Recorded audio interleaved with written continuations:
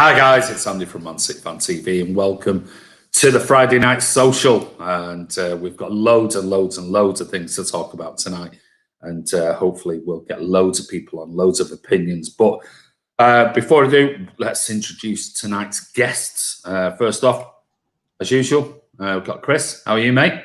I'm all right, mate. A bit tired, but I'm all right, thank you, mate. Yourself? Yes, we won't go into the fish. We'll crack on and bring in the Aussies. One of them who's just told us is we've had fishing. I've had fish and chips, and he's had a big breakfast. And that's Ross. How are you, mate? Hi lads, I'm good, thanks, Andy. Hi, Chris. You all right, mate? Yes, mate. Actually feeling delicious tonight. Looking delicious. Haircut. We only need the other one now, don't we? And then here he comes. That salad. You, mate? Hi, boy. G'day, boys. How you doing? You all right? I thought okay? Good day. There you go. How's Melbourne? How's that going?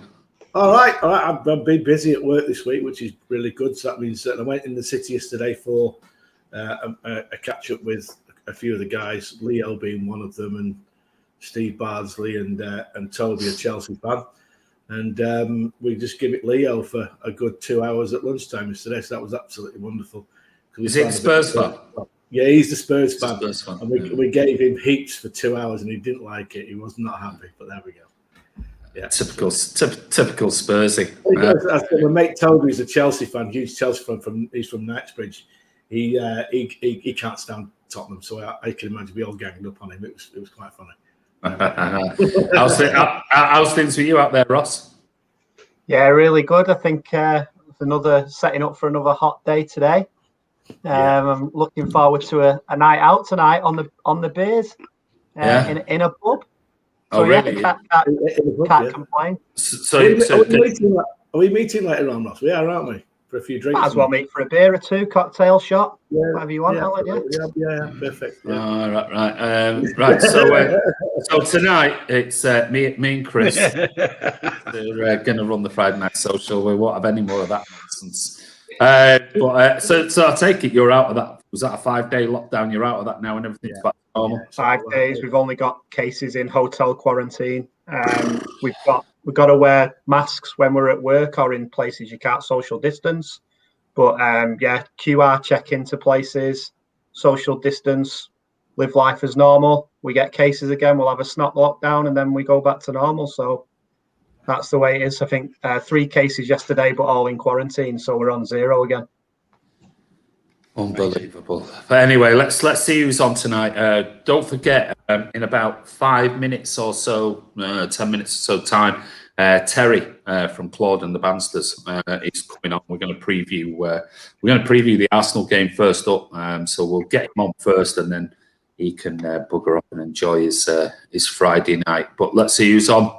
Tom Betts is on. I don't endorse gambling, but even £1 on its 3 rivals, you're at least £30 up. Adam Quinn, hi guys. How are you, Adam? And Alec Johnson's on. Hi guys.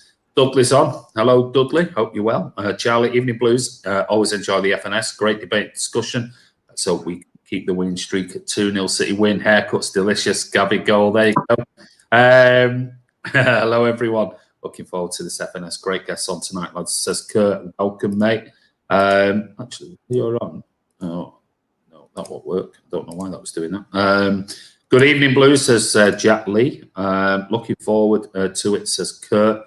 Hurry up on board, says Alec Johnson. Yeah, we're here now, mate. Every time that Guardiola's been on a run like this for City and Bayern, Arsenal have stopped it. Oof, yeah, well, maybe you can.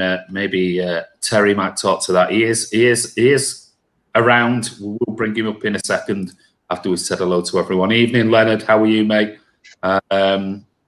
What's Kurt saying here? Can't lose to Arsenal. My sister won't let me live it down. Good evening, Noah Pearson. How are you?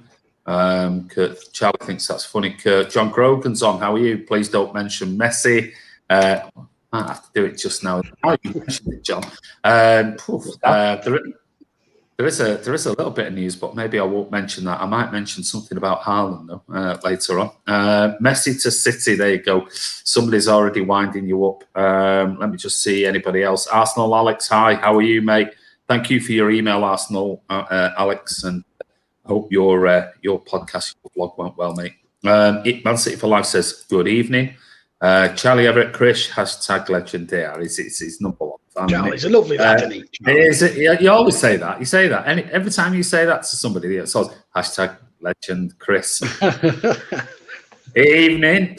Is Ocean Rage is on. Ivor's on. How are you, mate? Same old bleeding faces. Yeah, sorry about that. But it'll be the same old bleeding comments from you, won't it, tonight? But make sure you do, because you always keep us well entertained. Charlie Everett's on. Don't forget, subscribe, hit the button as well. Absolutely. Hi, Andy, Chris, and Ross. Iona Fierce Thompson is on. Hi, Andy and company. Glad I catch you live. Up the Blues. Thank you very much. CM City's on. Hello. Ray Woods is on as well. Hello, boys. How are you, Ray? You smashing us Sunday. Well, we're going to talk about that with Terry in the 1 minute. Hiya, Alan. There you go, Alec Johnson. There you go. We've not got hashtag. What's going on? Tom Hudson's on. How are you doing? Evening, all. In chat. Evening, Chris. Hope you're well, mate. They don't want to say hello to me. I watched the Australian Open today. Great show. Any of you into it? Really? Personally, I don't know about everyone else, but anyway. Wow. Dusser Plodry is back. I think he means Plodry. Lassiel Blur's on. Martin Sloan is on. All right, Ross. Happy birthday, Lucy. That's the wife. It's the wife's birthday today. Oh, is it? Okay. She's a blue as well. Ah, right. Okay. So happy birthday to Lucy. Yeah, happy birthday. Didn't know that. Rub it in, lads. It's fine. Sean Fogarty's on. Hello. Harry Kemp is on. Good evening, lads. How are you?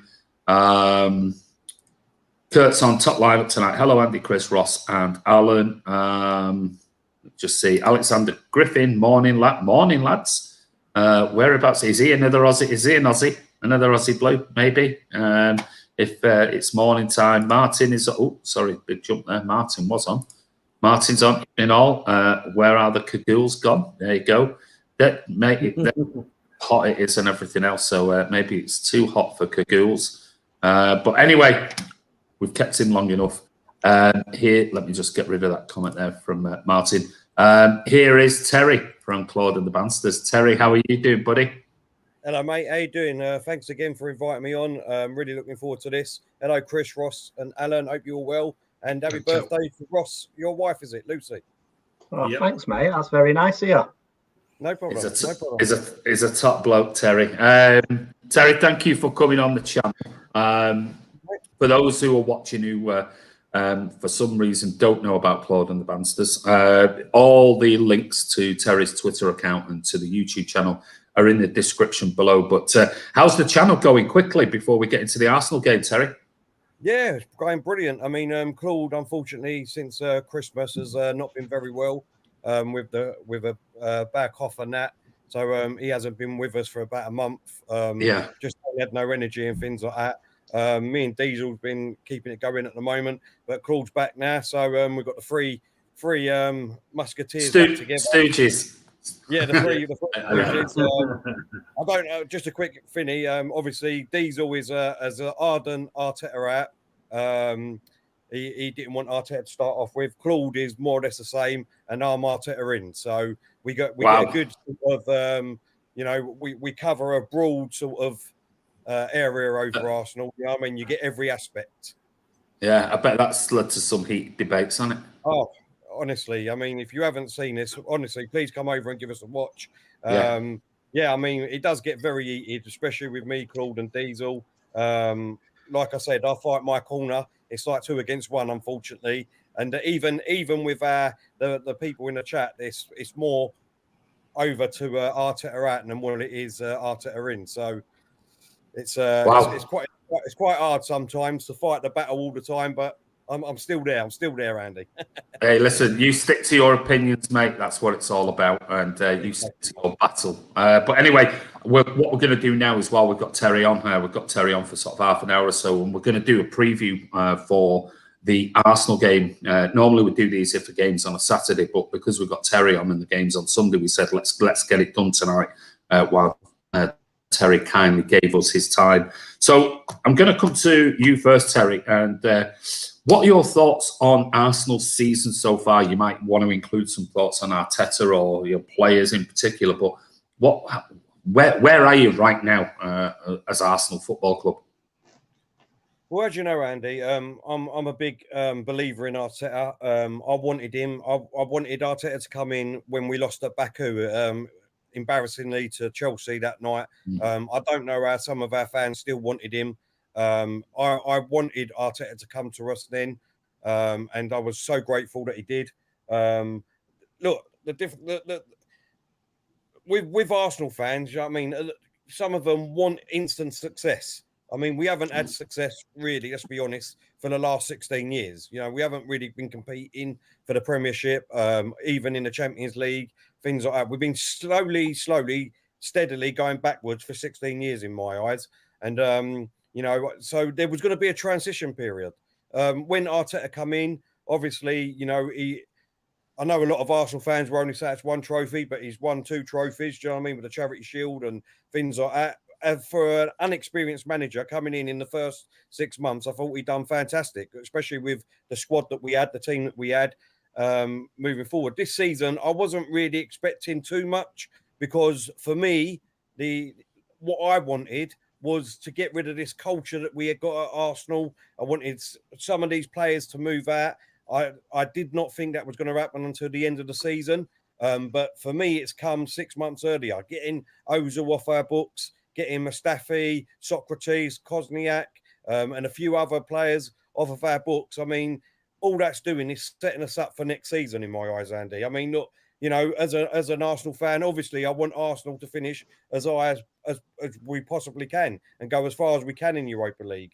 But I said it from the start when Arteta come in. You know, I thought it was going to take him 2 or 3 years to get this team sorted out, to get rid of that culture that's been there for 16 years, get rid of these Wenger players that have been there for God knows how many years, even some of the players that Emery brought in. You know, so I already knew that there was going to be a transition period. I already set myself up for that. You know what I mean? Yeah.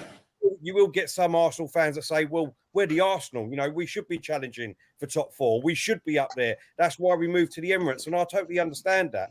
But, you know, I was watching, funny enough, last night, the boys, I was watching last night the charity, the Carabao Cup game, the final that you beat us 3-4-0.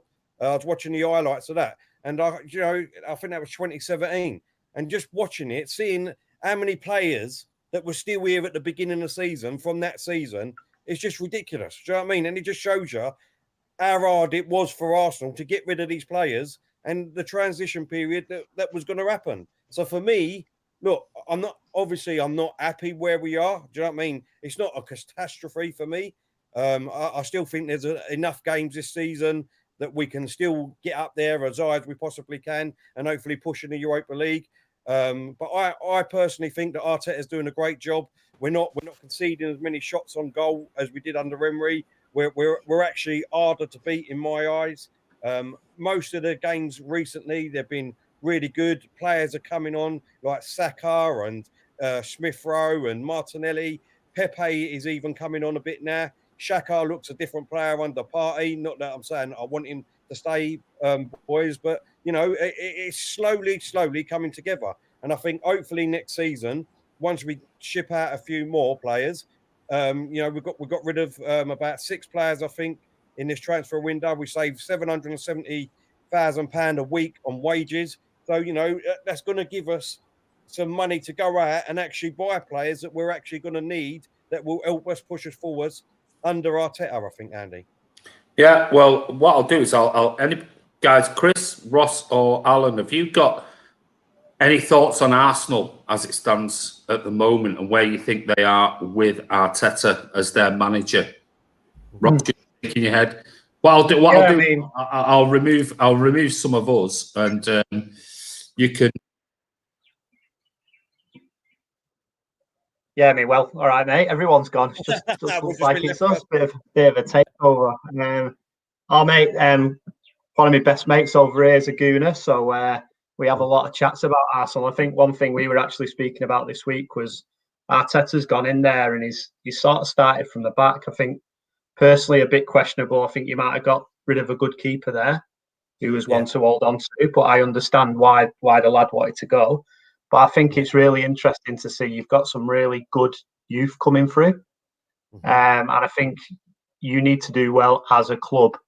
I always have a joke with him because since we got a bit of cash, like at one point you became a bit of a feeder club for us, and we seem to always go to Arsenal and grab a few players decent, who pretty much all of them have done pretty well when they came to City. So I think there's a couple of lads now who probably from a Pep point of view, Pep would like, your Saka and stuff like that, like decent young players.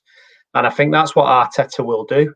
I think the only question I've got on Arteta is, was he ready for that, like, number one? I think there's no doubts that he's a great coach. And I think players will respect him, but it's whether he can just take that step up and whether he did need just someone there. But it was quite obvious to me as well. I think Pep missed him when he left City. So I think right at the start, I think he did miss him. I think he missed his advice. I think he had great relationships with players. I mean, no one ever knows, but from what you read and what you get told, it looked like he had a great relationship with pretty much everyone in the squad. I mean, he was a good footballer himself. He's been there, done it, played in other countries. So I think you do get that respect when you've been in the Premier League. But, mate, I think, you boys needed a change.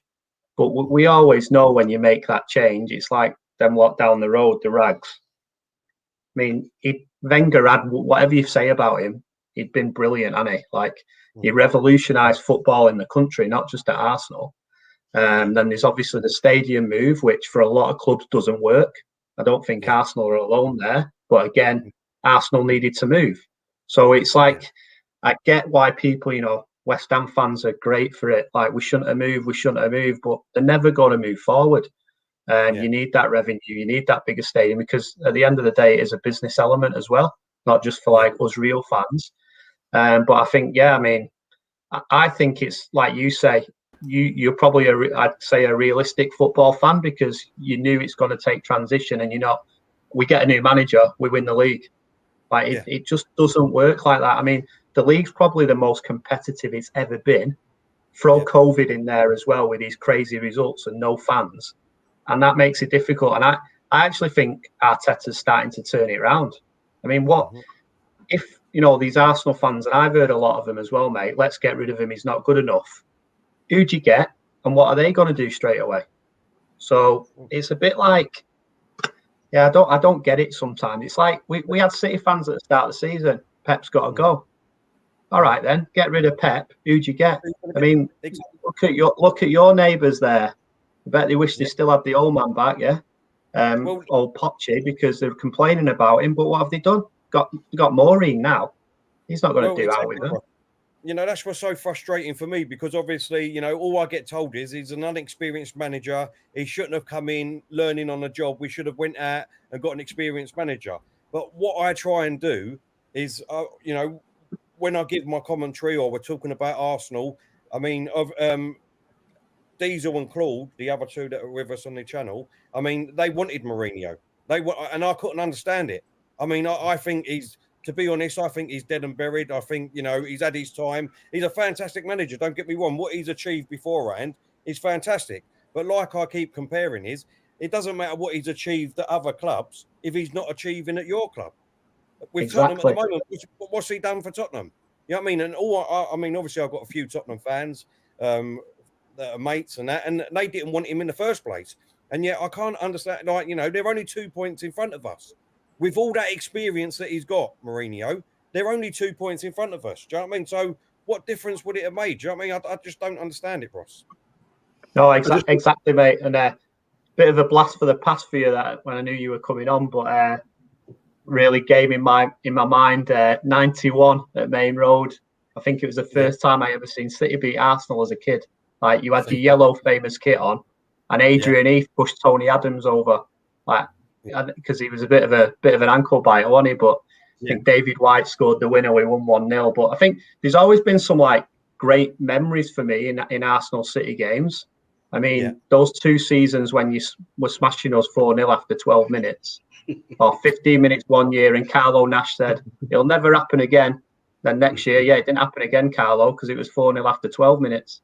And, do you know what I mean? So I think there's I've always seen like at away games, City and Arsenal fans as well. So I think now with Arteta, it's sort of I prefer Arsenal, not tomorrow, obviously, but I'm not a massive Spurs fan. You know, I've never, they're one of them clubs I don't really like anyone really, to be honest. But there seems to have always been a good banter between Arsenal and City. And like I say, if you can keep pulling these young players from us and then getting them ready, then we can take them off here a few years later. Then that's gonna work. I can't even argue with that one, can I? That's the thing. I can't even argue with that. Brilliant. Well, listen. On to good bit of a debate there. There's I don't know whether Yusuf's a City fan or whether he's an Arsenal fan, and he don't like Arteta, but he doesn't seem to like him. But hey, you always get one or two. But it looks like the City fans are all right behind you, Terry. They say give him a chance. And looks like I mean, I think we'd take him back in a heartbeat. Alan, you want to say? Yeah, I was just saying that. Giving Arteta a chance at management at Arsenal is a good thing. I think it's going to take time. It was never going to be an instant success. We'd have him back in a heartbeat. I'm sure Pep would, because he had more influence than some of the Arsenal fans were saying. He didn't just put the cones out, which I've heard Arsenal fans say.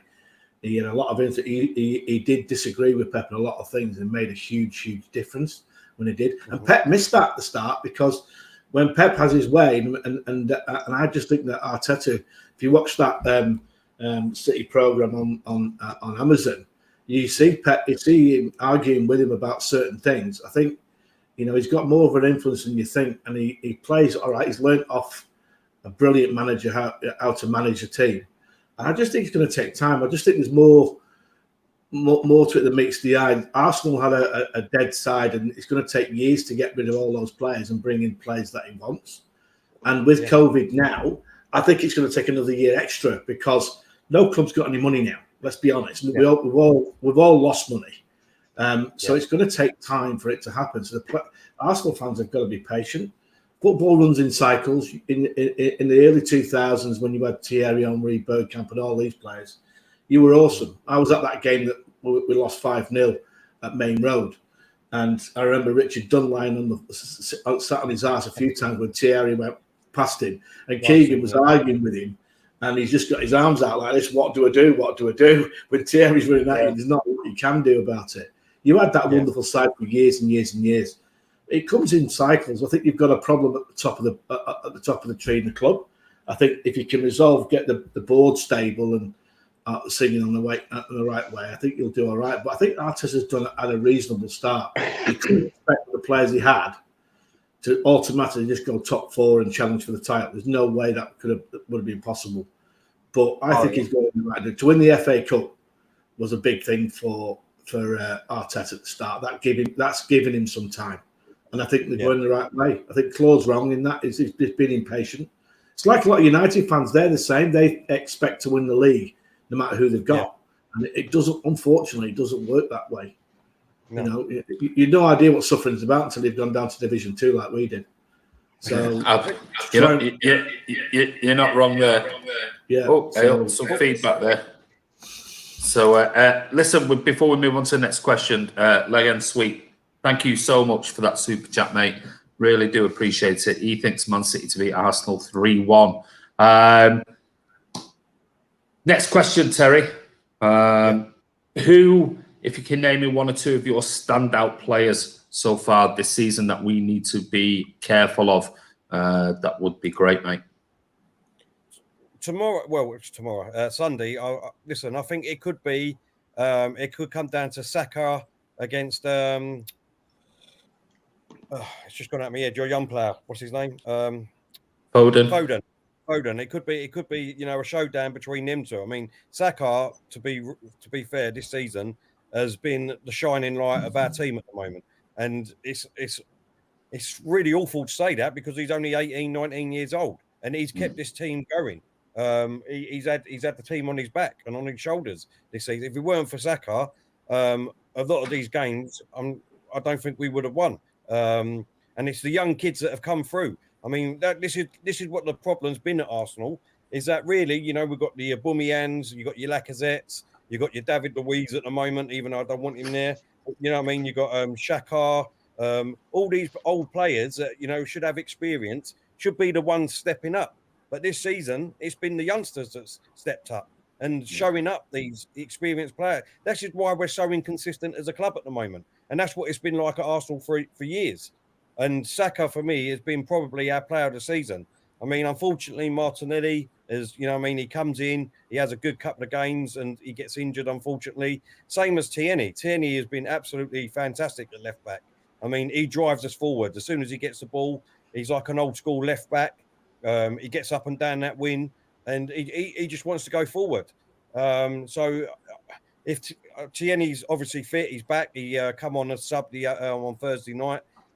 So I'm hoping that if Partey's back and all, them three players, Partey, Saka, and Tierney, I think will be the standout players for Man City to watch.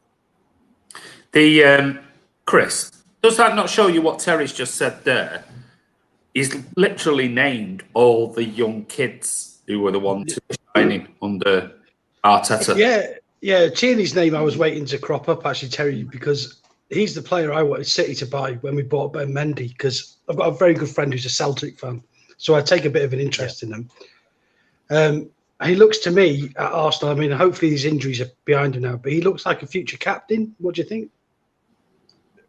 We've been calling for it, me and Diesel in particular on our channel. I mean, we keep saying that he is our captain. Unfortunately, Aubameyang's not captain material. You need a leader. I mean, there's no two better players, that have captained Arsenal than Tony Adams and Patrick Vieira. Do you know what I mean? They're two outstanding captains that have been, an absolute hero figure at our club. And Tierney just coming in straight away. We called it straight away, me and Diesel, and said that he should be our captain without foul. I don't care if he's only been there for 2 minutes. The only problem with that, Chris, is at the moment he plays 3 or 4 games and then he's out for 2 or 3 games. So we just need. That's what the problem's been for me and all with Arsenal over the years, is that we seem to get these players. I mean, Partey was never injured apparently at Atletico Madrid. He's come to Arsenal and he's been injured twice in 6 months. So I don't know if it's the carpet at our training ground is not good enough and it's not like a pitch or what, or why we get injured all the time. But I mean, if you look at all our main players, Tierney, Martinelli, Saka, Smith Rowe, all these players seem to get injured after 3-4 games for us. So that consistency as a team, as a starting 11 all the time, I probably can only name you probably this season 2 or 3 times that they've all actually played together. Right. And that's what the problem. As well as obviously once they're injured and they can't come in the team, then we haven't got the squad or the players to come in and take their place, if you know what I mean. Yeah. Okay, moving on, because we've only got you for a short period of time. Your lineup for Sunday. So I'll remove the guys out of here so that you can show what your lineup is going to be. So talk me through your lineup, Terry, for Sunday. The lineup is I've got. This is hopefully everyone is fit enough. So if everyone's fit, Andy, which they should be, Partey is the only one that we don't know is going to be fit yet. But I want Leno in goal. I want Tierney left back. For me, I want Mari and Gabriel as our centre backs. If David Luiz plays, then you've got such a great chance of winning this game, because I mean, I'm not a big lover of him, and I understand why Arteta has, give him a contract and whatever, because obviously the experience, he's played in the Premiership for years and years, and to help the youngsters, I know that, do you know what I mean? But I don't want him in my team. It's as simple and easy as that. So I want Mari and Gabriel. I wouldn't even be bothered if Olding comes in for Mari. They can swap about. I'm not too bothered about that. And Cedric as my right back. Bellerin, for me, he needs to be sold. He's been at our club now. He had 1 or 2 great seasons, but he's just not part of this Arsenal team for me anymore. Xhaka at the moment, same again. He's not a player who I want in my starting 11 going forward. But when Partey's come in, he's been fantastic for us with Partey.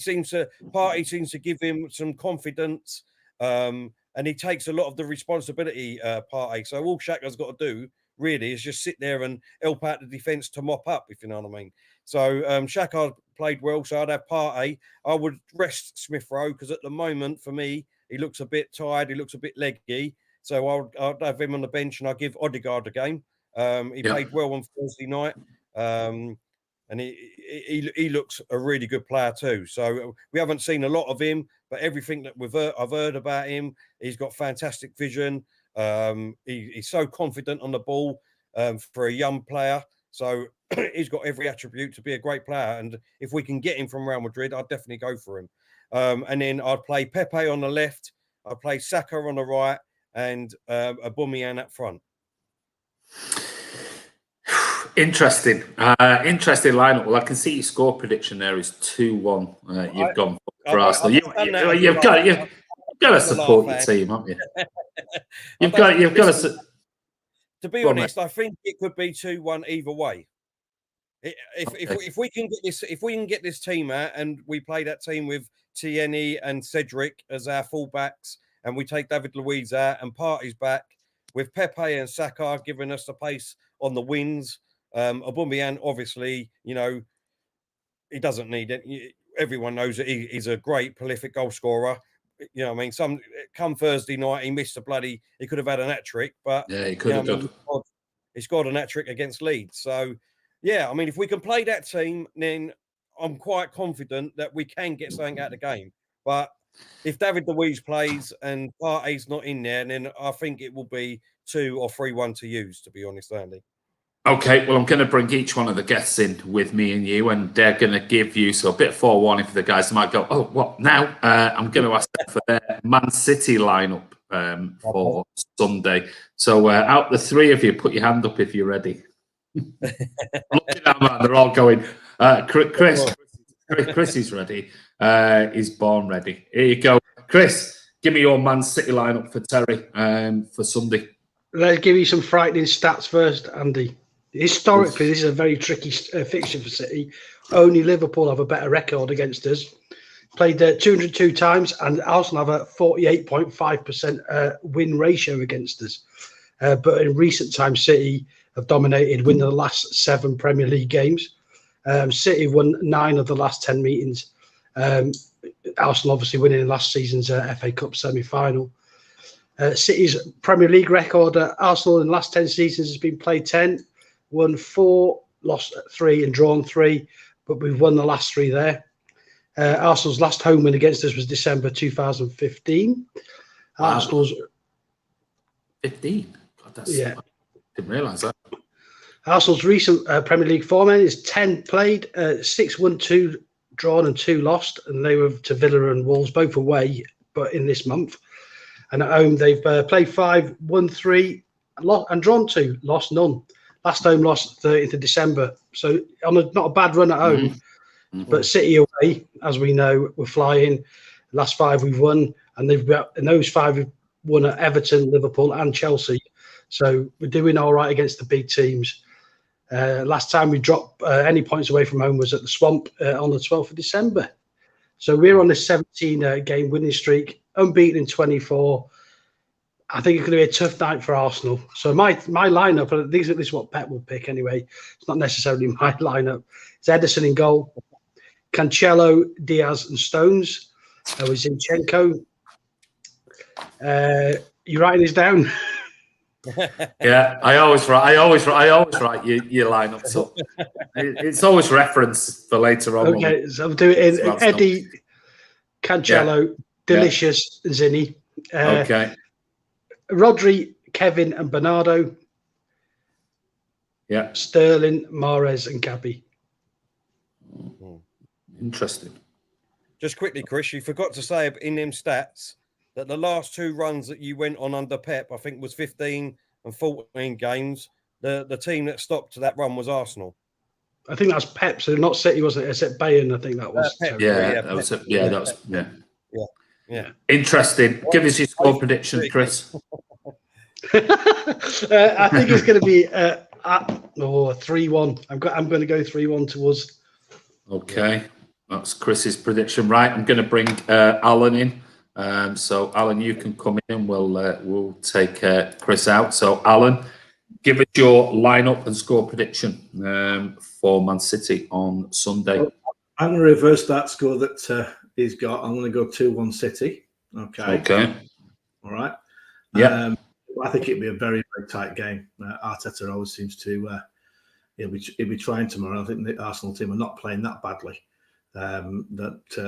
Just to remind you, it's tomorrow for him in Melbourne because it's already tomorrow for him. So that's the reason why it's tomorrow. Yeah. So I'm going to go Edison in net. I'm going to go Cancelo on the right hand side. I'm going to go Delicious in the middle of Diaz and Stones. If you don't know what Delicious is, Terry, it's Stones and Diaz. The delicious combo. That was Ross's idea. He'll say delicious as well. And haircuts and cagoule and everything else. Go on, who's your left back? It's going to be a tough one because they're going to have to face Saka. So I think I'm going to go Zinchenko. It'll be a tough game for him, that one, I think, because good player there, lad. Midfield, I'm going to go, obviously, Plodri. Rodri, as people call him. I call him Plodri. And I'm going to go KDB on the right-hand side of midfield. And I'm going to go, is Gundogan fit yet? Or don't? He's trained again. He's only trained today. Today was the only. He has done some training today. I want to play Bernardo next to him because he might be on the bench. And I'm going to go Foden on the left-hand side, Sterling on the right side, and Gabby down the middle. Okay, interesting. You've gone 2-1. Fairly similar lineup to Chris's. Right, let's see what Ross thinks. So bring Ross in. Ross, what is your score prediction and your lineup for tomorrow? I'm gonna go 2-0 City. 2-0 for the prediction. Yeah. Keeper, I'm gonna go Scott Carson. No, I'm only joking. Edison in net. Yeah. Obviously Delicious. Really upset that.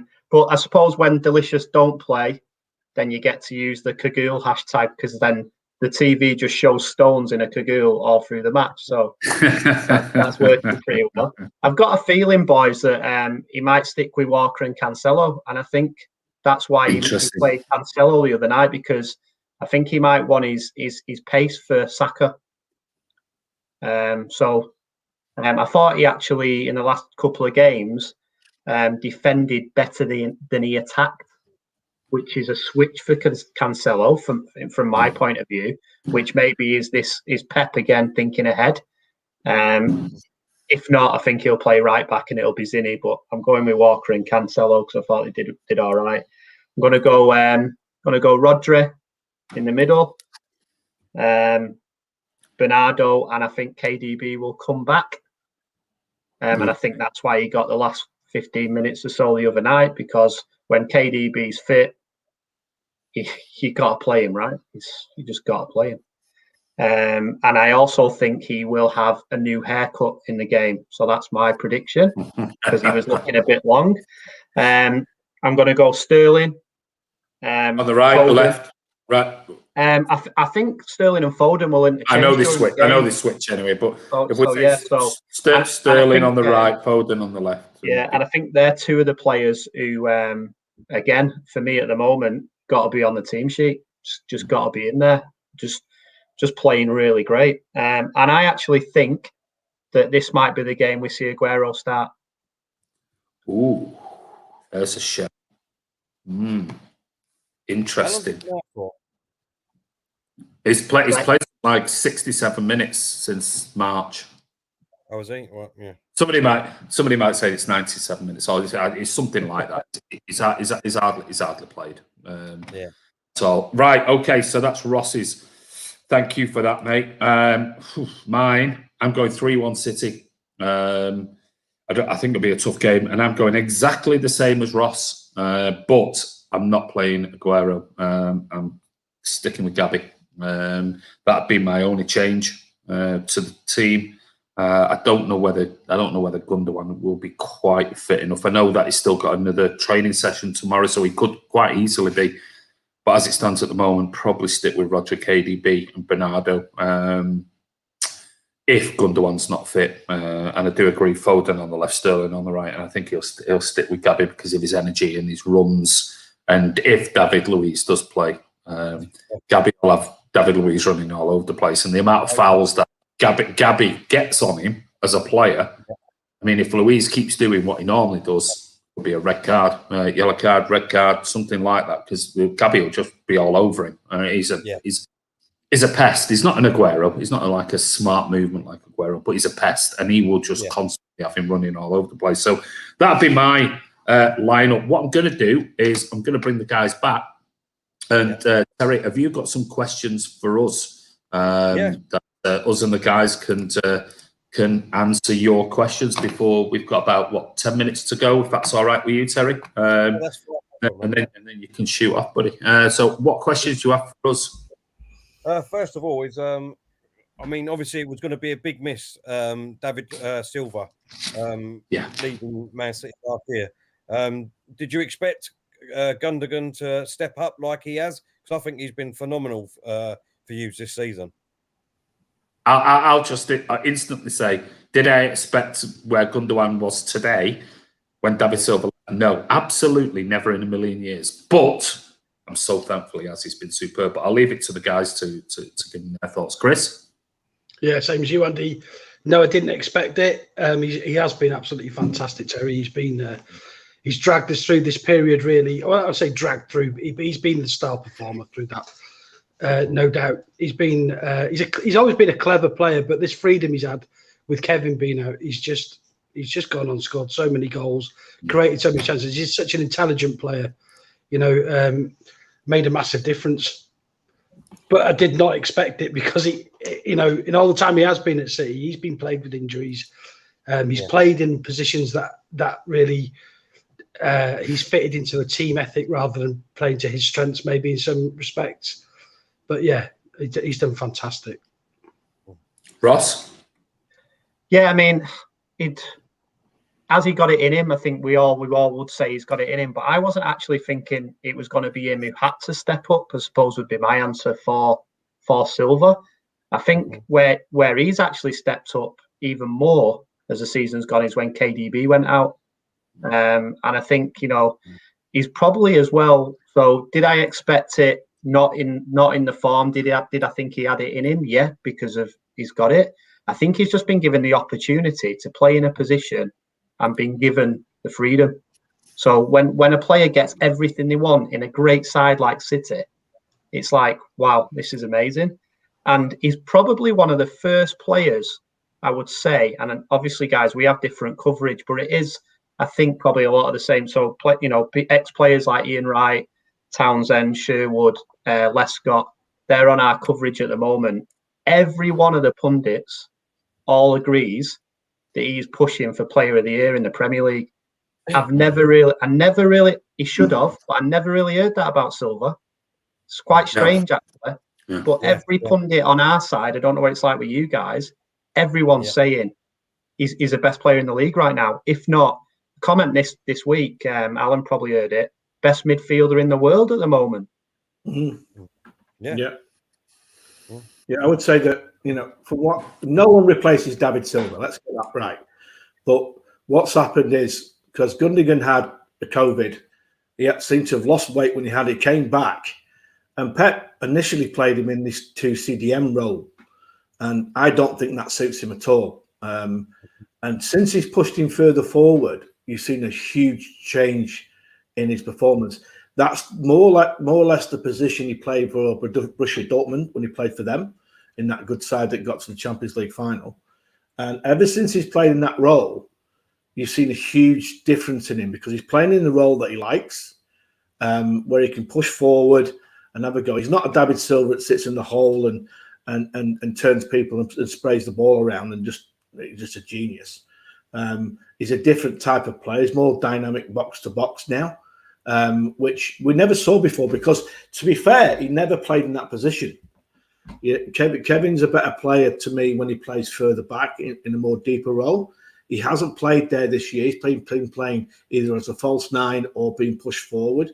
De Bruyne. But I think if they play together tomorrow, I think you might see one will sit and one will go forward, and that's what the challenge will be, because they both like to go forward, there's no question. But he's been fantastic this season, Gundogan. He really has. He's stepped up as well when Kevin's not been there. But saying that, so's Bernardo as well. Bernardo's back to the form he showed a few years ago, and people don't really see that because he runs non-stop, and he's also playing well. Okay, so there you go. That's on that question. Any others? Yeah, another one. Obviously, you know, the trophy that's eluding you is the Champions League. What do you think your team needs, or what do you think Pep needs to do to actually get there? I mean, obviously, I think this season is a good chance for you to do it, because Barcelona, Real Madrid, they're struggling in their leagues. Obviously, you've still got Bayern Munich and a few of the others. But I mean, what is it? Do you think that is missing from Man City or Pep or your team, that why you haven't got there yet?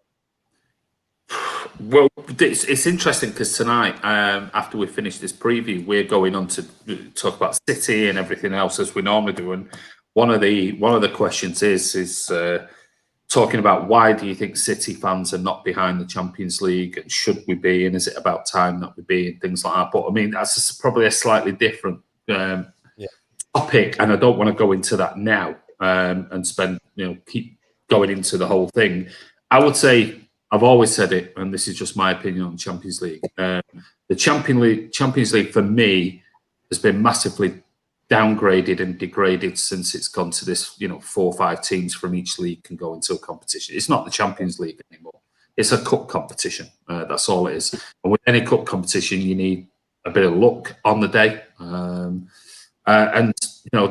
Real Madrid, apart from Real Madrid, maybe Barca, where they dominated for a couple of years, and Real Madrid winning 3 back-to-backs, which was amazing. You only have to look at the Liverpool Spurs final.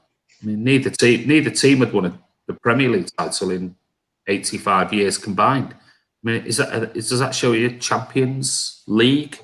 It's like, so I don't know. Bit of naivety from Pep in the past. I've come to you you have to be really quick on this question, because we need to move on, because we're going to talk about the Champions League in one of our debates later on. But I think a little bit of luck for me, and a little bit of, if we're going to win it, I think this season, the way we're playing with our defence at the moment, this is going to be the season, because we're playing a different brand of football to the Centurion season, and I think we're a bit more solid. But go on, Alan. Just a quick one. I'll not talk about the fans' point of view, but the biggest difference is our defence. We're now not conceding goals. And the biggest thing that I felt, the further you go into the Champions League, when you get to the knockout stages of, and it is a cup competition at the end of the day, it's not a league. When you get through to the better teams, you need to have a good defence. And I'll give you an example. Last year we played Lyon, and Pep picked the wrong side and picked the wrong defensive unit, all because he knew our defence wasn't good enough without Laporte and without Vinny there, and he had a problem all season. But this season, since he's brought Diaz in and Stones has come back as well, it's a different kind of fish. For the first time in a long, long time, our defence is good enough to win the Champions League. Before that, in all the years before that, the guys will back me up. I've always said we're not good enough at the back to win the Champions League, because you have to stop goals going in. We've always scored goals. That's not an issue. It's the back. You got to stop. When you got to the final against Barca, you did it mainly because you didn't concede hardly any goals. You had the firepower up front. It was only because your goalkeeper got sent off in the first minute that you didn't win it, and that was unfortunate. But it is a cup competition at the end of the day. Ross? Yeah, I'm a bit similar to you, Andy. I always remember back before the money took over, and let's face it, that's what it is. The UEFA Cup was a great cup because it was those teams who had just missed out on the league in some occasions and then won a cup. So really strong teams dropping into the UEFA. And to your point, it was the champions. I mean, it's a bit of a mockery that, you can finish 4th or win the Champions League. So you can have teams like, Madrid weren't winning the league. Did they? I don't think they won the league every year, did they? When they won it 3 times. No. So for me, it's a little bit of a. Obviously, that's the way it is. It's money. But doing it has ruined the Europa League. No one likes that anymore. So if I had my way, I'd take it back to European Cup, UEFA and Cup winners, and I would have it that way. And the problem being is that you're not going to get that because the talks are they want to add another 24 teams to the Champions League, and it's like, right, that's fine. Rename it something else. Don't call it the Champions League. Rename it a European club biscuit, whatever competition you want to. You know, don't name it the Champions League because it won't. I mean, Andy, on that point, you'd be better off, wouldn't you, just having the league winners of Germany, Spain, Italy, doing their own thing. And just having them 4 teams every year have a little pre-season. I wouldn't even put France in it. So there you go. Yeah, Chris, I think Alan is right about the defence, but I think Pep's got to look at himself really in the Champions League. Terry, he made some pretty poor decisions against Lyon. Yeah. He did it against Spurs in the away leg at White Hart Lane. Why on earth we played so defensively against them, I don't know. But the Lyon game especially was I can't even, nobody, a City fan I know, can fathom what Pep was up to on that game. Yeah. So Pep's got to trust his style, his system, like he does in the Premier League, and do it in the Champions League. You know, I think it is very difficult for any team in this era, in this COVID era, to you can see it all over Europe. But somehow City are managing to, and I think that's down to basically having such a big squad. We're lucky to have a really deep squad where we can pull players in and out of it and rest players. So I think we are lucky. But Pep just needs to trust in himself really and stop over-analysing it in the Champions League, and I think we'll be all right. I don't really care about it, if I'm honest about it. Honestly, mate. I think you'll find that, Terry, with City fans, and we're going to have discussion later. It's one of the last things we're going to be discussing about later on tonight, or whenever time we get to that question. But it's a strange one. But I do think you've seen from all of us tonight. We do think this season is a bit different, and we've seen that. And of course, we can't gauge it because it's not a true season per se. Because if we win it, all the opposition fans will say, "Oh yeah, but there's no fans there and things." And if Liverpool to win it, City fans would say the same. It is a bit of a weird season, but there's no disputing the way that we've suddenly transitioned into this new style of football, which is still attacking, but we are so solid at the back, just with 1 or 2 tweaks in it, almost like a brand new Cagoule wearing centre back that we paid 50-odd million quid for 5 years ago. Has now transitioned into what we wanted him to be, John Stones, who's been absolutely phenomenal. And then you're partnering with Diaz. So, I don't know. I still think there's an awful lot of luck in it for me. Any other final questions for us, guys? No, I think that's it. I've got 3 quick things I'd like to just... Yeah, sure. I'll bring the guys back on. First thing is that Alex Johnson, I see your comment earlier on. Thank you very much, mate. I really appreciate that. And I just want to say what a fantastic chat room you've got here, Andy and the boys. It's been absolutely brilliant. I've seen most of the comments. I just want to say thank you for welcoming me. It's been really welcoming.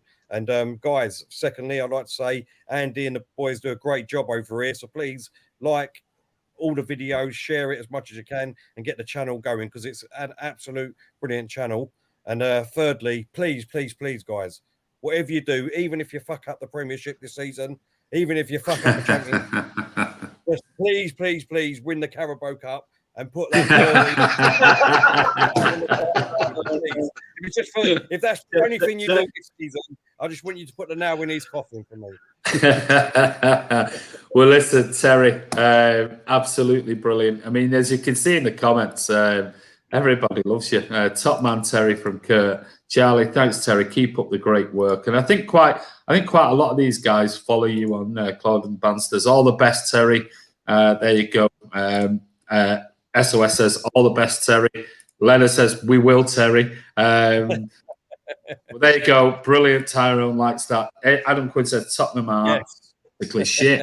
There you go. So that's That's that. But everyone has absolutely give massive love for you tonight for coming on the channel. We really do appreciate it, mate. Any final words, Alan, for Terry?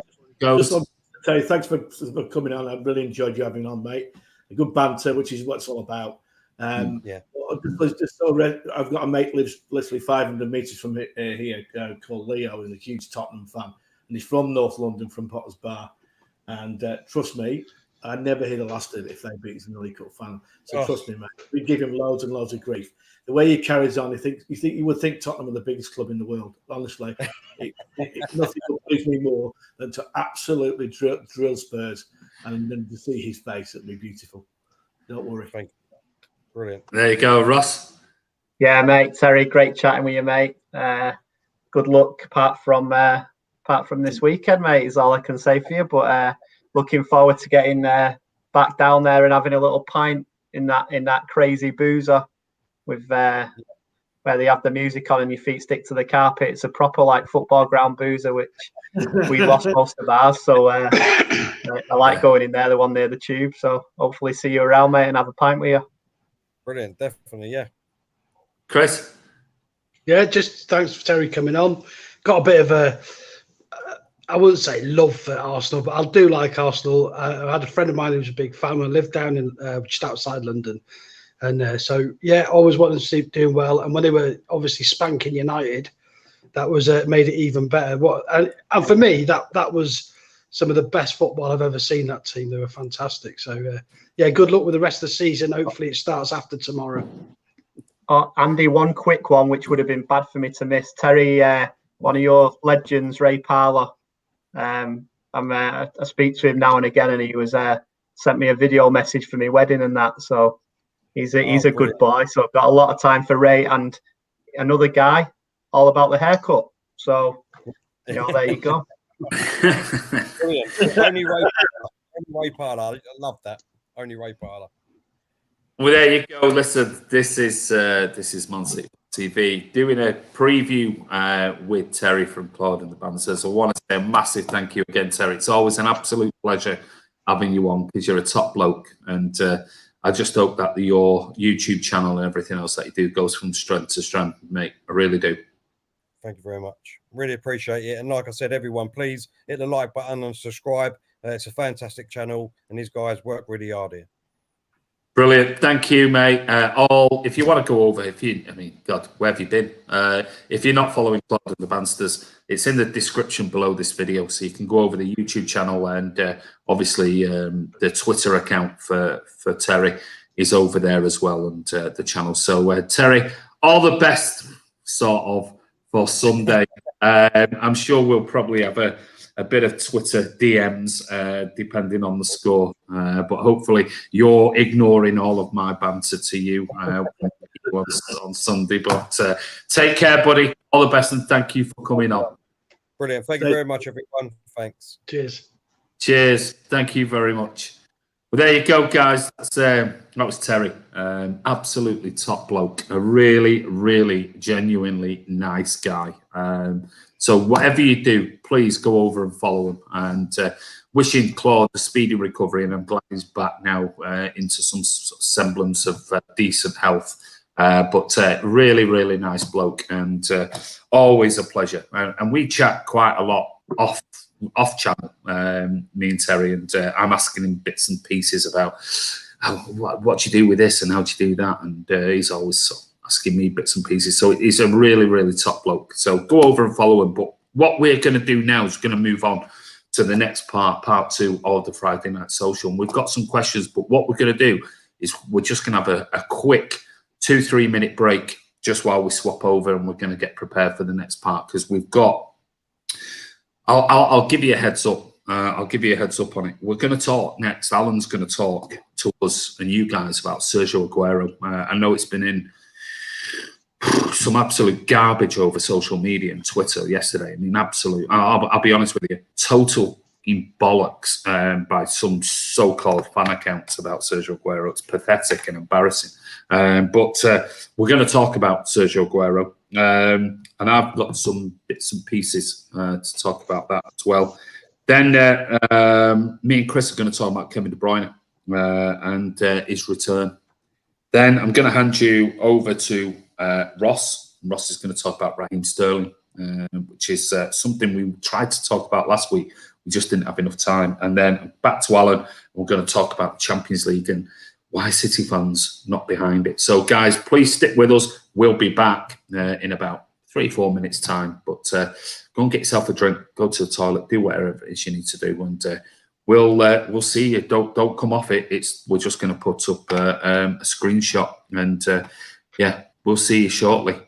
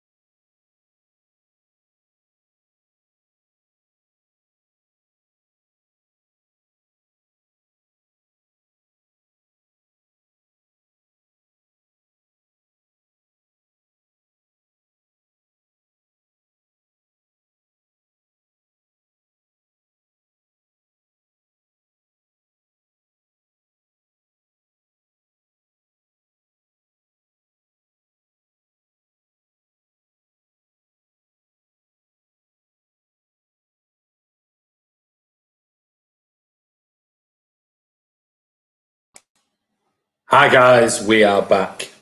We are back for the second part of the Friday Night Social. So thank you for sticking with us.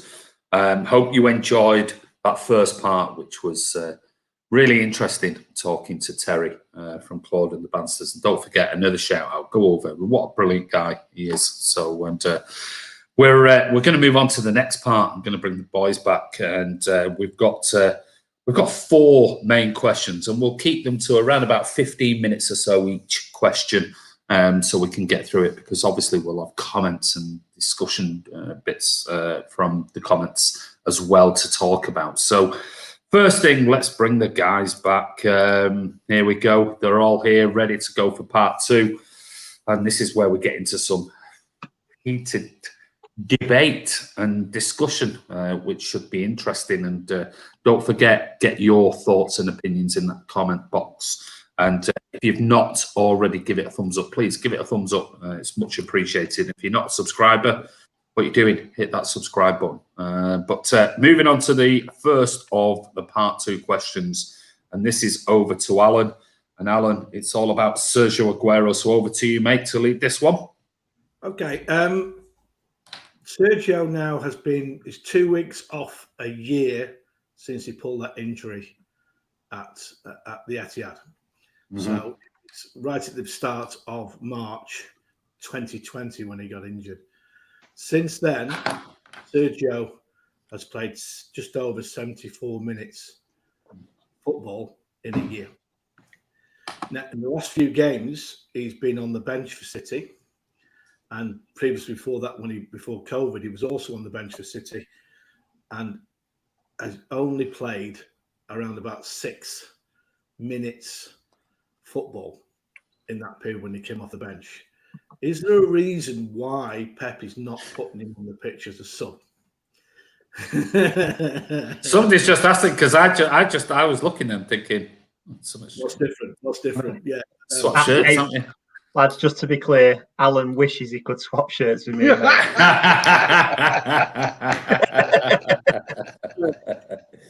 So go on, mate. What was the question?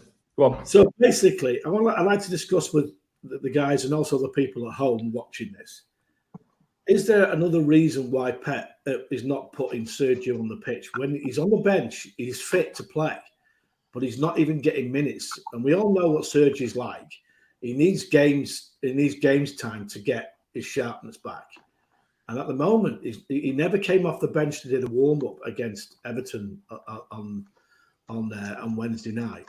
Is there something else that people are not saying, or what's going on with Sergio? Because is he going to be leaving the club at the end of this season as a bench player rather than the striker we all know? And it'd be a really sad end if that is the case. I don't know what your guys are thinking about Sergio at the moment. I'm concerned, very concerned now.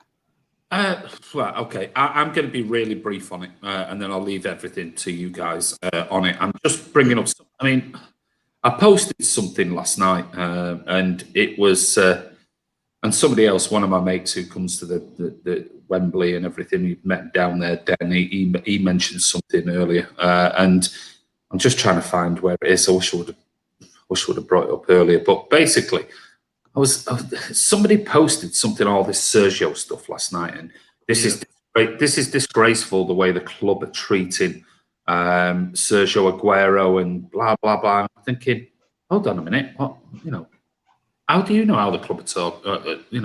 Another Twitter accounts were piling in on it, and I'm like, how do you know how they're treating Sergio Aguero?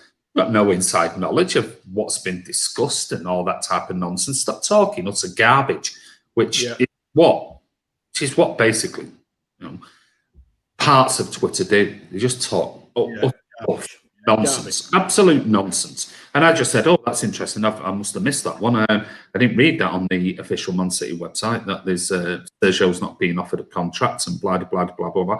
If you can post any links, that'd be appreciated, not a reply out of all the people who were on there. So nobody knows. We don't know what's happening with Sergio. We really don't, until it's official or somebody really, really in the know. I'm just more concerned, Andy, about him getting on the pitch, His contract that'll be sorted. I think if Aguero is fit, and my only thing is, I've said it now for a couple of months, I think it takes Sergio 5 to 10 games to get up to speed, and that's his problem. Yeah. Now, where we stand at the moment in the season is, we've got Mönchengladbach next week, and maybe he won't be fully fit for that either. Even if he starts on Sunday, so he probably won't be fully fit for that. He probably won't be fully fit for the next game, and probably 2 or 3 games after that. But if there's anybody you want on the pitch, 80% with a ball around the edge of the box or a fox in the box to score, he will get you goals regardless. He might be where he was 2-3 years ago, but he will get you. I mean, if he played every single game this season, I can guarantee he'll get 20 plus goals. Guarantee that he'll get 20 plus goals. But he isn't, and that's the problem. But he'll still get us goals, and I think he'll still be a very, very important player. And, at the end of the day, if he was to win us the League Cup final, the FA Cup final, if we got there, the Champions League semi-final or whatever, then what way to go out if he does, in fact, not get another contract. But I'm not too concerned. That's my point. I'm not overly concerned. Do I want him back? Yes. But I think he's going to need games to get anywhere near where his potential is now at this stage in his career. And that's my concern, is getting him on the pitch, getting him playing. Yeah. I'm not too worried about the contract. I don't, the club sort that out at the end of the season. Yeah, whether that's extension or he goes, it's going to happen eventually anyway. We've got to accept it's going to go eventually. Yeah. From now till the end of the season, I just want to get him on the pitch, and I'm concerned that he's not getting on the pitch. That's the problem. Yeah, I mean, there's got to be questions behind that. It's a fair question. I think it's a question worthy of discussion. Why has everything been a little bit stop-start? And I know, he's had COVID and he's this, but I mean, it does seem when you say 74 minutes in a year and not scored, over a calendar year and things like that, it does make you wonder. I don't know, Chris. I'm not overly concerned about it. I think he had a bad injury. Like I said, he had COVID as well. He'll come back, I'm sure, at some point in time. But like Andy said, has been proven with Sergio, he needs a few games to get into a good flow going. And really, we haven't got time for waiting for Sergio this season. No. We need to kick. We're on a fine run of form. Yeah. Why then would you stop that to introduce Sergio when there's absolutely no need to introduce him at the minute?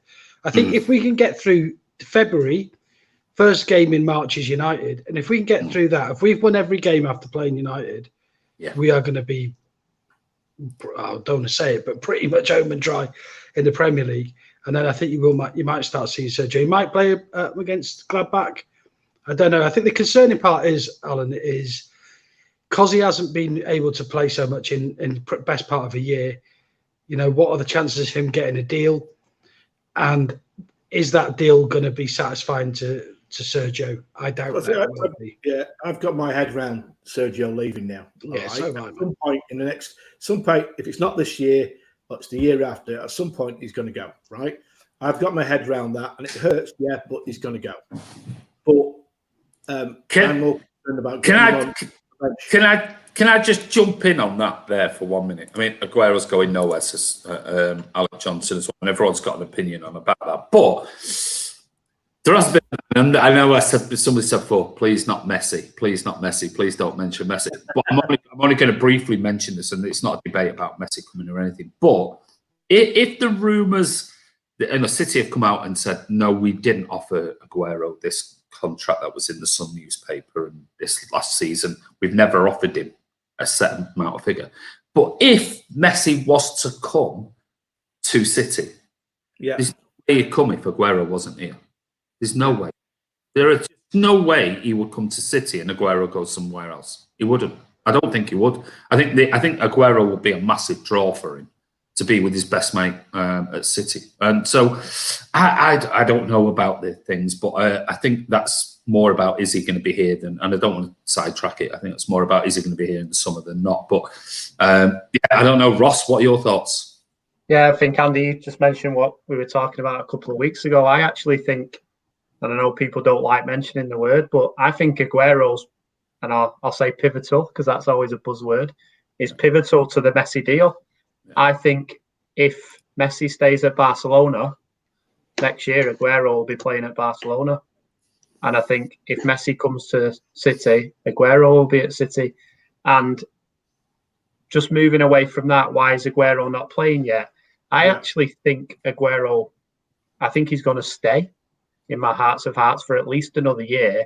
And I think if you, Andy, to your point about all these rumours, if you read the actual comments from Aguero yesterday, all he's actually said is, I've not decided yet, or it's not been decided yet, but I want to keep playing football. That's the only comment he said. They've then said he's been on the edges of the team. He's been a peripheral figure. He's been injured. He's had COVID. They're the reasons he's not played. So forget that, the Sun and the Mirror and whatever, and everyone else who gets on Twitter, the keyboard warriors. I think he's then gone on to say about Pep, how great relationship. He's made me a better player. I now know more details about football. So all that him and Pep don't get on, throw that one away as well. And I think it is down. I think Pep now has probably been quite open with Aguero and said, listen, you're getting on a bit. You get injuries. You're training again. I'm not going to throw you into games unless I really need you and I know you're ready, because when you get back in the team, you're going to play because I know you need games. Now, glass half full, City, as of we stand now, if they carried on winning and not getting beat, we could have 25 games left this season. Minimum, we've got 14 in the league, the cup final 15, the FA Cup 16, and the 2 Champions League games 18. So minimum, we've got 18 games. If he plays tomorrow, he could go on and play 18 games this year. Yeah. Which, if you think about how many injuries he's had, and I tell you what, I'll be putting you down double figures in goals if he plays 18 games. There's my big shout out. Because in our team at the moment, he will score goals without even moving. And I actually think where we're getting to, the level, he might not need as many games as he normally does, because they're actually on a plate at the moment, some of them. So he might put him in a very, who knows what Pep's going to do? He might play him in a very different position. But I actually think, I'm like probably you two guys, I'm not that worried. There's a reason he's not playing. We've not really needed him in the last few games. But I think now in the next few weeks, he's going to start playing. And maybe Pep's just said to him, listen, you might only play 6 games this year, but you might score the winner in the cup final. You might get us into another final and you might win us the league. I mean, my only concern is this: when you're talking about somebody who, it's not somebody who's been in the decline for 3-4 years. Like one of those players who you go, well, he only scored 6 goals this season, and he only played 12 games this season, and for the last few years. I mean, this he's always injured. We know he always gets an injury every season, and it always coincides with Christmas, doesn't it? He likes his Christmas off at Man City. But, yeah, and they're not necessarily true. But he does like his month or 2 off here and there. But you only have to look at his figures. Unbelievable. It is still right up there when it comes to sort of, goals per games, minute ratio and things like that. So if you can get a Sergio Aguero, who, let's face it, well, put it this way, if Sergio Aguero came on the market, how many teams would be in for him? Everyone. Nearly every, maybe not every single one, but I guarantee you Barcelona would take him on a free, and Real Madrid would probably try and entice him, but he wouldn't go there. I just think, let's just wait and see. Who knows? This year, even though he's had an injury in COVID, this year might have just given him that rest and recuperation that he's not had because he's played so many games and, he's flown back and forth to Argentina all the time, things like that. And maybe this year might have reinvigorated him. If the Messi thing is true, maybe he's thinking, and I think somebody said there, Pep, I think Ivor said, something along the lines of, I can't remember what he said now, it was a bit earlier on. I think he said here, the very fact Kun is not playing now is because he is in City and Pep's plans, simple as. Maybe that's true. I don't know. Maybe he isn't Pep's plans. Maybe Pep has got a plan. He spoke to Sergio about the fact that, you're going to get very few opportunities until you've got some time in your legs and things like that, because we know exactly what you like. But you're going to hit your top form, fitness-wise, at the right time of the season. If we can get past Mönchengladbach, get through the next round of the FA Cup, you could be in line for a League Cup final, a quarter semi-final of the Champions League and an FA Cup final. And if he leaves on something like that, then fantastic. I don't know. I'll be honest with you, Alan. I think it's a difficult question. I think it's a really difficult question. One thing I will say is on this, I did listen and I sent it to Chris earlier. And I won't even mention the name because people always go, it's Duncan Castles, but so there you go, I've mentioned his name. But you know that Duncan, from a journalistic point of view, is in. He does have a lot of good contacts within clubs and things when it comes to transfers and things. And but it was very interesting. I wasn't asked about the other stuff, but Haaland. People keep going, we need to get Haaland, we need to get Haaland, we need to get Haaland. Dortmund have actually come out and said basically that they will sell him this summer for €100 million. They will, because he's a player that they believe has not progressed from last season. His goals to game ratio is virtually the same, but the actual work he does off the ball has dropped significantly. And they believe there are character flaws within him, and that they're not happy with. And they would, out of all of them, they'd like to keep Sancho and they'd like to sell Haaland. And if somebody came in with 100 million this summer, they would be willing to listen to offers. The problem being he's got Mino Raiola is involved in the whole thing as well, which is a major problem. But he is basically the rumours were Mbappe will be going to Real Madrid. That's almost like a done deal. So Haaland, Real Madrid would like Haaland, but obviously Mbappe is the number one player. But there's a massive difference in wages, salary between what the two will. Haaland apparently, Mbappe wants 400 grand a week, but then you heard the rumours of Haaland on 400 grand a week. But I think that was bollocks anyway. But it's interesting with the Haaland thing; they are willing to sell in the summer, by all accounts. But the only reason they're willing to sell is because of character issues. And they analysts who Duncan Castle said he spoke to within German football have said goals to game ratios are virtually the same from this year and last year. But everything else has dropped off a cliff. His work rate, and he's very much been playing for himself. And it seems like his father and his agent are really trying to put him. It's all about goals, and that's it. Forget about assists. Forget about your teammates. It's all about getting you in that shot window for a massive, massive move and massive salary. So I think we'll wait and see what happens with Sergio and what happens with Haaland. So 100 million, maybe that's one for another Friday Night Social. Would you pay 100 million for Haaland? Probably you would. But does that come with baggage? And is he a really team player? As we know, we spoke about Sergio, who was the greatest striker, probably still is in Premier League history, there or thereabouts for goals to minute ratio, had to change his game when Pep came in to work harder with Gabby in the team. Is Haaland that difficult a character to change his game? I'm sure as a young kid, Pep would maybe be able to change him or whatever. But I just thought it was interesting listening to that tonight. I sent it to Chris to listen to because most of this stuff I don't believe, but it was actually interesting to listen to somebody who had spoken to several people around Bundesliga about it. Don't know. And Andy, Yeah. on that, because I've heard similar, and I've also heard the Harry Kane discussion again, and I think because of that, I know we say attitude, but I think the way Harry Kane is as a more of a complete footballer, in my opinion, would suit Pep more than Haaland. And personally, I would have Kane over Haaland every day of the week.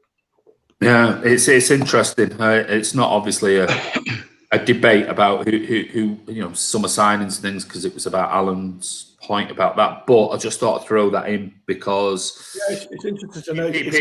People are mentioning Haaland. Well, we should get Haaland, and we should get this, and we should get that. And I think we forget that Sergio Aguero. I agree with you. If he played 18 games to the end of the season, he'll definitely get 10 goals.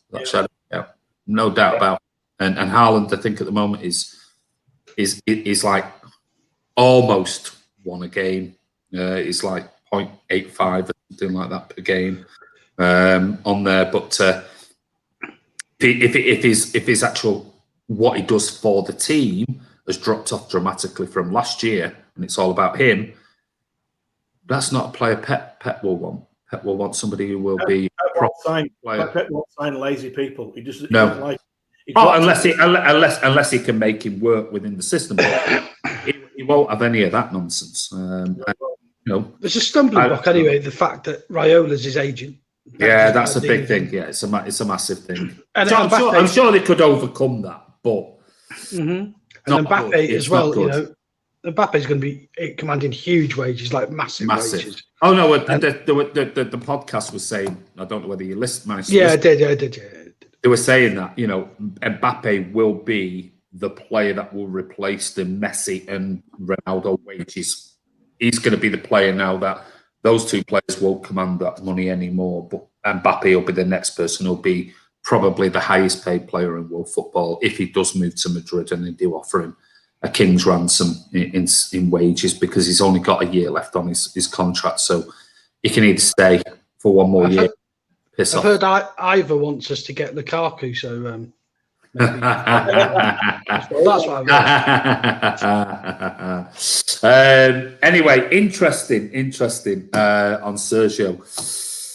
I still think, hey, listen, give him the game time. There's plenty of games. We've got plenty of. On the pitch. I'll be happy to get him on the pitch, even if it's 20 minutes. Just get him on the pitch. Yeah, I agree.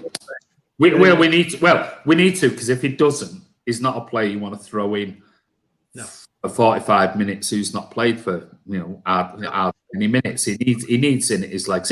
But he is a player that could win the game for you in an instant. You know that he is that type of player. But interesting debate. Moving on to the next question. Chris and me it's about Kevin De Bruyne. Yeah. Well, it's again about a player on the way back, and that's Kevin. He got a few minutes against Everton. But he's coming back into a very successful side at the minute. But last night on the Tom show, there was a lot of talk about whether he deserved to get back in, and I thought that was a little bit naive, if I'm honest, with some of the comments that came up. In the fact that Kevin De Bruyne is not only the best player at Manchester City, he's probably the best player in the Premier League, if not the best player in Europe at the minute. When he's fit. So I was thinking about this last night. I was thinking, and I'd like to hear you two guys, the delicious combo, your thoughts on where Kevin fits back into this side, and should he come back straight in? So I'll go to Alan. Kevin De Bruyne start. If he's fit, he starts. He's a shoo-in for me. I don't care what anyone says. He plays in central midfield on the right hand side because he's right-footed. And I think whoever's in that position at the moment, it's Bernardo plays in there. And then Bernardo can play in a number of positions. We all know that. He can play on the right hand side. He can play in central midfield on the right and left hand side. He can play in either. You can even play him in a false nine if you need to do that. But for me, Kevin De Bruyne is probably him and Diaz are the shoe-ins in that team at the moment, where you just would not pick them. The only reason you wouldn't pick KDB is if you wanted to rest him or he was injured. But for me, Kevin De Bruyne is the best midfielder in world football. There's no one anywhere near him at the moment. So you can't afford not to pick him. What I would say to you, if he plays tomorrow, then Bernardo's the unlucky person that's going to be probably dropping out. But you can play Bernardo on the right-hand side if Sterling's not playing well. Let's face it, Sterling can have in and out games. He's never consistent. I don't care what anyone says. He's never consistent. I know that's another question we've got coming up. But it's a case of KDB plays for me. I just cannot see why you wouldn't leave him out if he's fully fit. Okay, interesting. Martin's on. Thank you so much for that super chat, buddy. Great show, Andy. Hit the like, guys. Beer money for Gloom and a new haircut for Ross. There you go. Down to 4 bottles. That's not good. Oh, that's not great. We've still probably got an hour off. 55 minutes to go. So save them. Ross, I'll come back with some stats. But Ross, KDB thing. Where do you stand with that? Absolute no-brainer. Like, KDB's fit, he's in the City team, and someone misses out. It's as simple as that. Like, I just can't. Yeah, some of the comments, Chris, I just can't. Any football fan would give the right arm to have KDB in the team. You're probably going to have him at 80% fit. And a couple of years ago, we would have had, but right now we don't need to do that, which is why he didn't start the other night. Probably agree with a lot of Alan's comments, but I think because Gundo probably won't play tomorrow, Bernardo won't have to miss out. So I think it's a bit of luck there for once that a player on form is not going to miss out because he's back. Where does he fit in? I'm sure Pep just says to him, go on the pitch, to be honest. I don't think it's like Sunday League where they say, right, Pep, you're going to play on the right-hand side of a middle three. I think it's, Kev, you're amazing. You can do. I think it's all about, Pep probably says to him, you're amazing. You're a great footballer. Go and do it. I don't think and then it's about positioning and little tips that he gives him. I don't think he tells him that's where you're playing. I think all the other players in the team want him to start because he makes them better. I can't see any argument that if he's fit, he doesn't. And the one that really got me that fans I've seen on social, does he deserve to get back in? What? Well, I think that has led to us bringing this topic back up tonight. Was people saying that he doesn't deserve to be back in the team, and it's like, wow, how? I don't understand it. Hence why I did a little bit of legwork today on some stats and thinking, well, maybe I'm missing something. Maybe I'm Kevin De Bruyne. And the last point for me before you go on to your stats, the one stat, because I was looking at stats as well, but the one I just wanted to mention that I think he's only been involved, and this might be Chelsea games as well, in 24 losses in the Premier League. In Premier League alone, in 173 games. Yeah. So he's a winner. Yeah. Well, we've got another super chat. Thank you so much, Lag and Sweet again. I disagree. It's not fair for KDB just to walk straight back into the rest. KDB back in, rest KDB. So I mean, it is really splitting people, this thing, which is why when I was listening to people like, Lag and Sweet put a super chat there saying he don't think it's fair. I was thinking, well, okay, well, prior to his injury, even he's not been at the level of previous season or whatever. So I thought maybe that's the reason why. Maybe people think he's not reached the heights of where he was before and that type of thing. So that's why they think. So I'm thinking, well, that can only mean that all these other midfielders and wingers and everybody ahead of him have been so much better and their stats stack up so much better than Kevin De Bruyne's.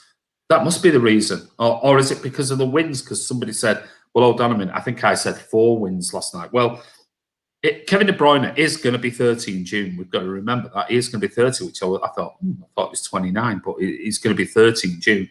Well, in 2021, this season, Kevin De Bruyne has had 7 games out. That was his 7 games.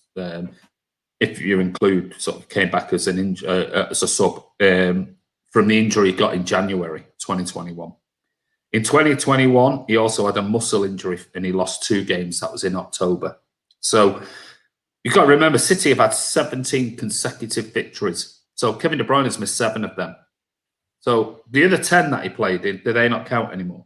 It's only the recent 7 that means, this team is the best because we've won 17, but the 10 before don't matter when KDB played in those 10 games. But anyway, so we've actually 17 consecutive wins and KDB's played in 10 out of the 17. So he's played in more of those than the 7 that he's been out. So I looked at the stats on games and minutes and assists and goals and things like that. Kevin De Bruyne has played 24 games. Okay. He scored 3 goals. Now you might think, well, it's not a great return. He's got 15 assists. 15 assists in 24 games. I mean, he's playing in a position now. What? He's playing in a more forward position. But 15 assists. What was joint record last season?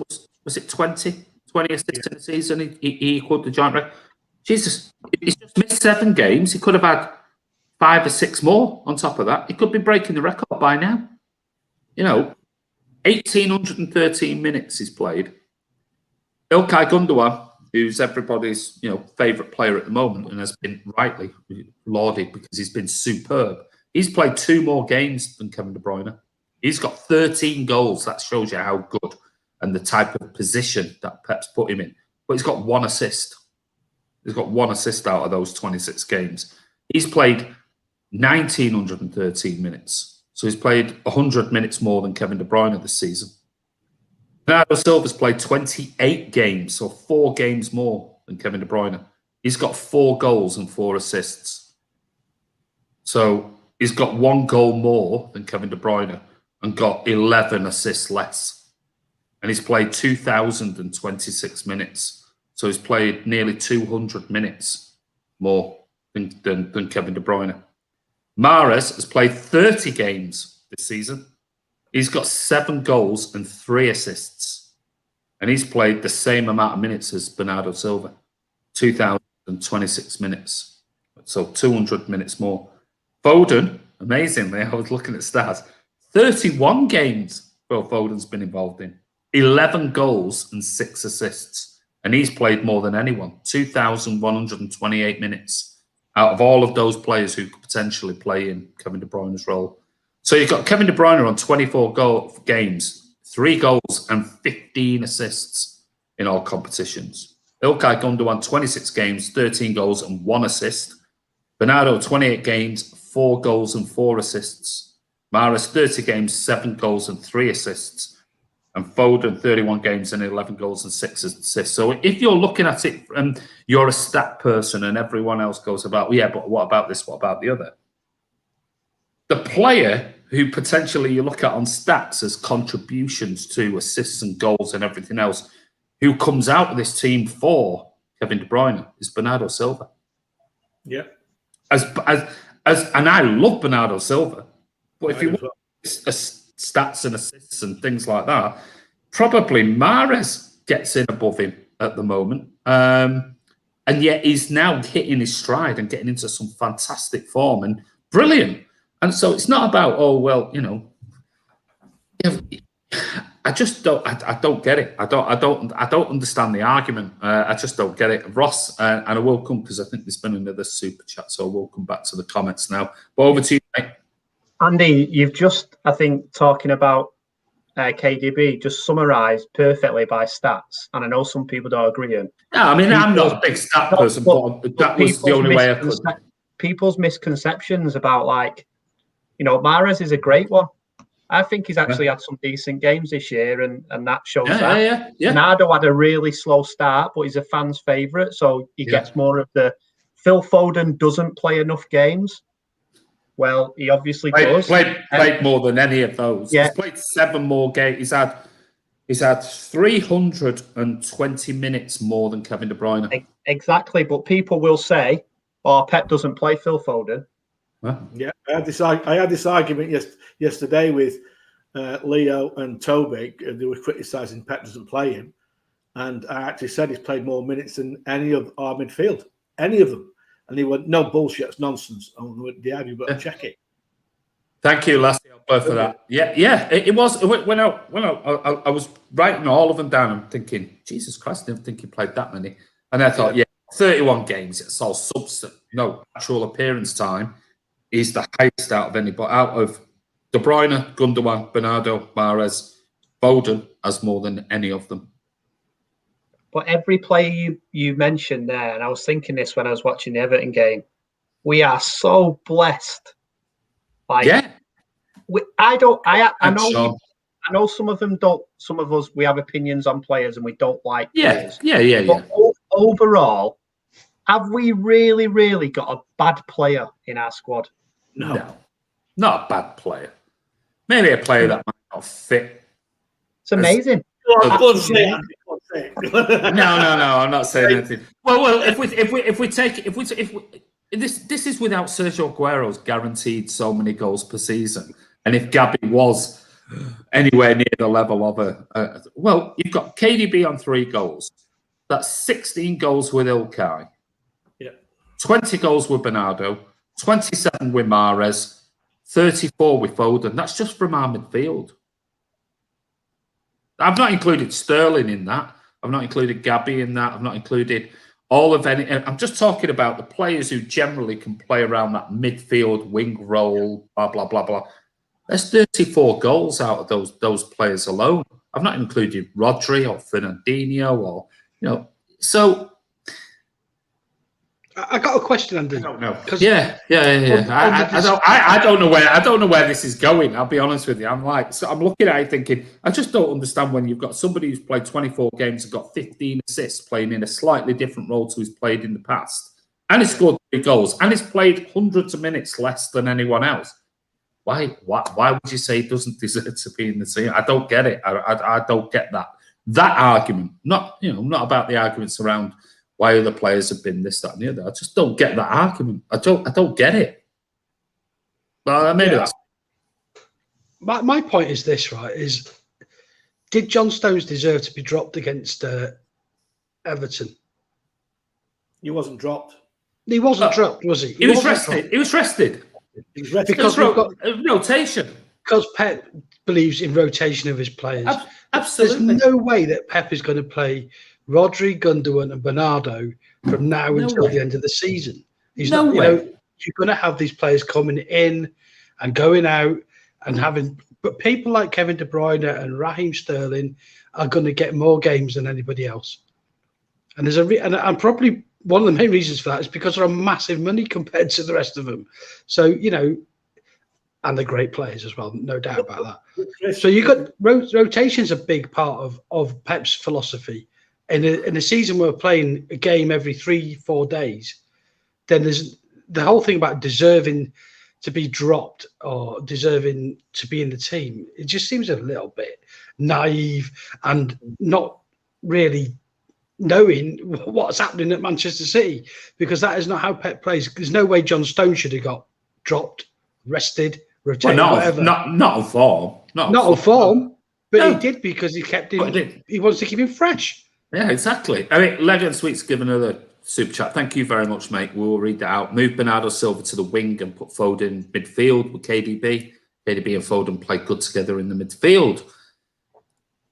Yeah, I don't disagree with that. I mean, that is an obvious option for Pep Guardiola, mate. And I'm with that. But I do think with Chris, I think it's. I don't know. Do stat show movement and pressing play. Yeah, either. I mean, it wasn't. I'm not a stat man. Do stat show movement and pressing player interchange transition, because that's what Pep's built his game. Can you give me those? Yeah, I mean, I get that, and I'm not a stats person, but I brought them up because I was trying to think of. I always say, watch the game with your eyes. Don't look at stats to prove players. And I've probably gone against everything I normally say with that. But I was trying to think of another way of what is it people are saying when they say he doesn't deserve to be back in the team right now. And I was thinking, well, I don't know where that argument, and maybe people are not saying it in the right way. Maybe I just don't understand the argument that he doesn't deserve to be back in the team. That's like saying Mbappe gets injured and he doesn't deserve to be back in PSG because they're winning, or if a Messi gets injured, he doesn't deserve to be back in Barcelona's team because they've won a few games and things like that. And you can't keep playing the same players week in, week out when they're playing. If it was once a week, I could get it. But we're playing every 3 days or so. Got to rotate the team. So I didn't understand the whole doesn't deserve to be back in the team thing, because Pep notoriously rotates every game. There's always changes. Alan? I just think that they've actually put the wrong way of putting it. I think what they're driving at is that the players that are playing when Kevin's not played don't deserve to be dropped. Well, that's exactly what Chris has just said. Did John Stones deserve to be dropped? No. Kevin, needs to fight for his place. I agree with that statement, but we've got a squad. We've got a squad that we've got a plethora of midfield players and forward players that we have to rotate. So players are not getting dropped because at the moment, I would say, since probably December started, there isn't one player that's played really badly at City or totally out of form. There's not one player. No. Even Rodri's improved. Mahrez has improved. And they have. They have. Even Rodri. I said it last week. He's the last month or so, he's played really well. He's moving the ball quicker. He's playing better. It is a prime example. There is an absolute, I'm going to bring this up. This is a prime example. Okay. Ask yourself, have we missed him? No. I have. I've not. He's been here with me. He's been staying at my house. I mean, Andy Mills, I get your point, but it's a bit of a pointless question. Have you missed him? Well, we've won games and we have beaten big teams and things like that. But hold on a minute. Out of all of the midfield players I've just mentioned, Ilkay Gundogan's got 1 assist. Bernardo's got 4 assists. Mahrez has 3 assists. And Foden's got 6 assists. Kevin De Bruyne's got 15 assists. Are you telling me that Kevin De Bruyne in those recent games? So basically what you're saying is, well, in the last 7 games, he wouldn't have done anything. He wouldn't have done anything in those 7 games. So no, we haven't really missed him. Well, we could have beat Liverpool 6-1 with another couple of De Bruyne assists. We could have beat, it's all hypothetical, but I mean, it's the question, it's the phraseology that's used.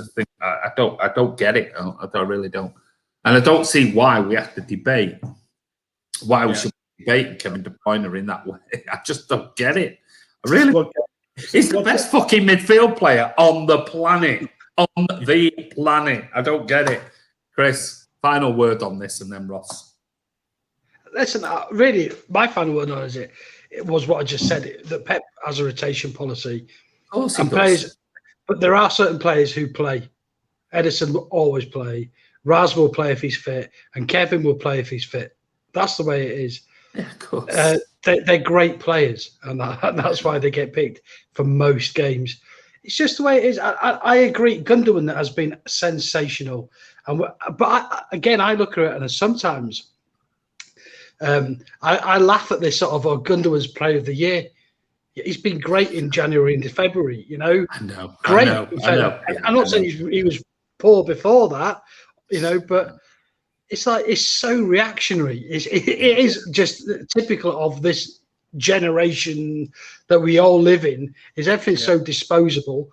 And Kevin De Bruyne has been out for 7 games. He hasn't helped us for 7 games. Why should he get back in? He's a fucking good footballer. That's why he should get back in. Exactly. Well, let me just. I'm just gonna. I mean, just on this point here, on this, and this is the thing, and this. And maybe I'm just reading too much into it. Maybe I am reading too much into it. But Leonard says Gundogan is the best midfielder on the planet at the moment. Right. Okay. I hate to do this on a Man City Fan TV channel. I hate to do this. So I've just given you 26 games, 13 goals, 1 assist, Ilkay Gundogan, who has been phenomenal for Manchester City over the last 6-8 weeks. Bruno Fernandes has played 36 games so far this season, got 21 goals and 12 assists. And you're telling me that Ilkay Gundogan's the best midfielder on the planet right now? Yeah. And I know he scores penalties. But I mean, come on. I mean, this is where we're at. This is the type of thing we're talking about. Let's be a bit realistic about some of the things that we put on social media and some of the comments that we make. And he's been brilliant, Ilkay Gundogan. And I think, Chris, you hit the nail on the head. He's been great in January and February. Yeah. I remember September and October people saying Ilkay Gundogan was the best midfielder on the planet and blah, blah, blah. Double pivot. You know. Yeah, triple pivot, blood. Sideways passing too slow. You know, I could dig all the comments out from people who were talking about that, me included. So to then say he's now being the best player on the planet in midfield, I mean, Kevin De Bruyne don't deserve to be back in. I don't know. Everyone's got an opinion on it. I just find it bizarre. I really don't find it bizarre. Ross, go on. Andy, well, that's like I was saying on Gundogan. All the pundits are saying he is. So then everyone jumps on the chat and goes, of course, yeah. And that's the thing, what happens now. But I think I actually dug into KD because I knew there'd be other questions, and I could see when you were doing the stats, which for me were good enough anyway. And then what about running and tackling and all that? So I actually had looked at KDB's just Premier League alone on those other things, which I know people into stats really like. And I've not got any comparisons, but in 18 Premier League games, he's had 29 successful 50-50s, which surprised me because I don't see KDB as someone who... I do see KDB as a one tackler. I do think he's tough. I think he's a tough guy. He wins over 56% of all he's tackled. He's blocked 22 shots. He's had 7 interceptions. He's cleared it 6 times. He's headed it clear 5 times. He's done 78 recovery runs. He's won 82 duels. I can make his stats on every level as a footballer. That's just Premier League. In Premier League. So, and in that Premier League, 18, we've won 11. We've only lost 2. He's scored 3 and he's assisted 10 in the 18. So 10 of the 15 are in that. He passes at 848 passes in them games, which I bet if you compare that, and they won't be the 2-yard, they'll be ping, ping, ping. And the big one, 14 big chances. So big chances is where they regard it as is a goal scoring opportunity. 14 in 18 games. So you've got Aguero there. I'd say Aguero's going to score 11 of them. So all that adds up to is the complete football. And the one thing I wanted to end on is what resonated with me, what John Stones actually said. And Diaz, yes, we're defending well, but the team in front of us are giving us great protection.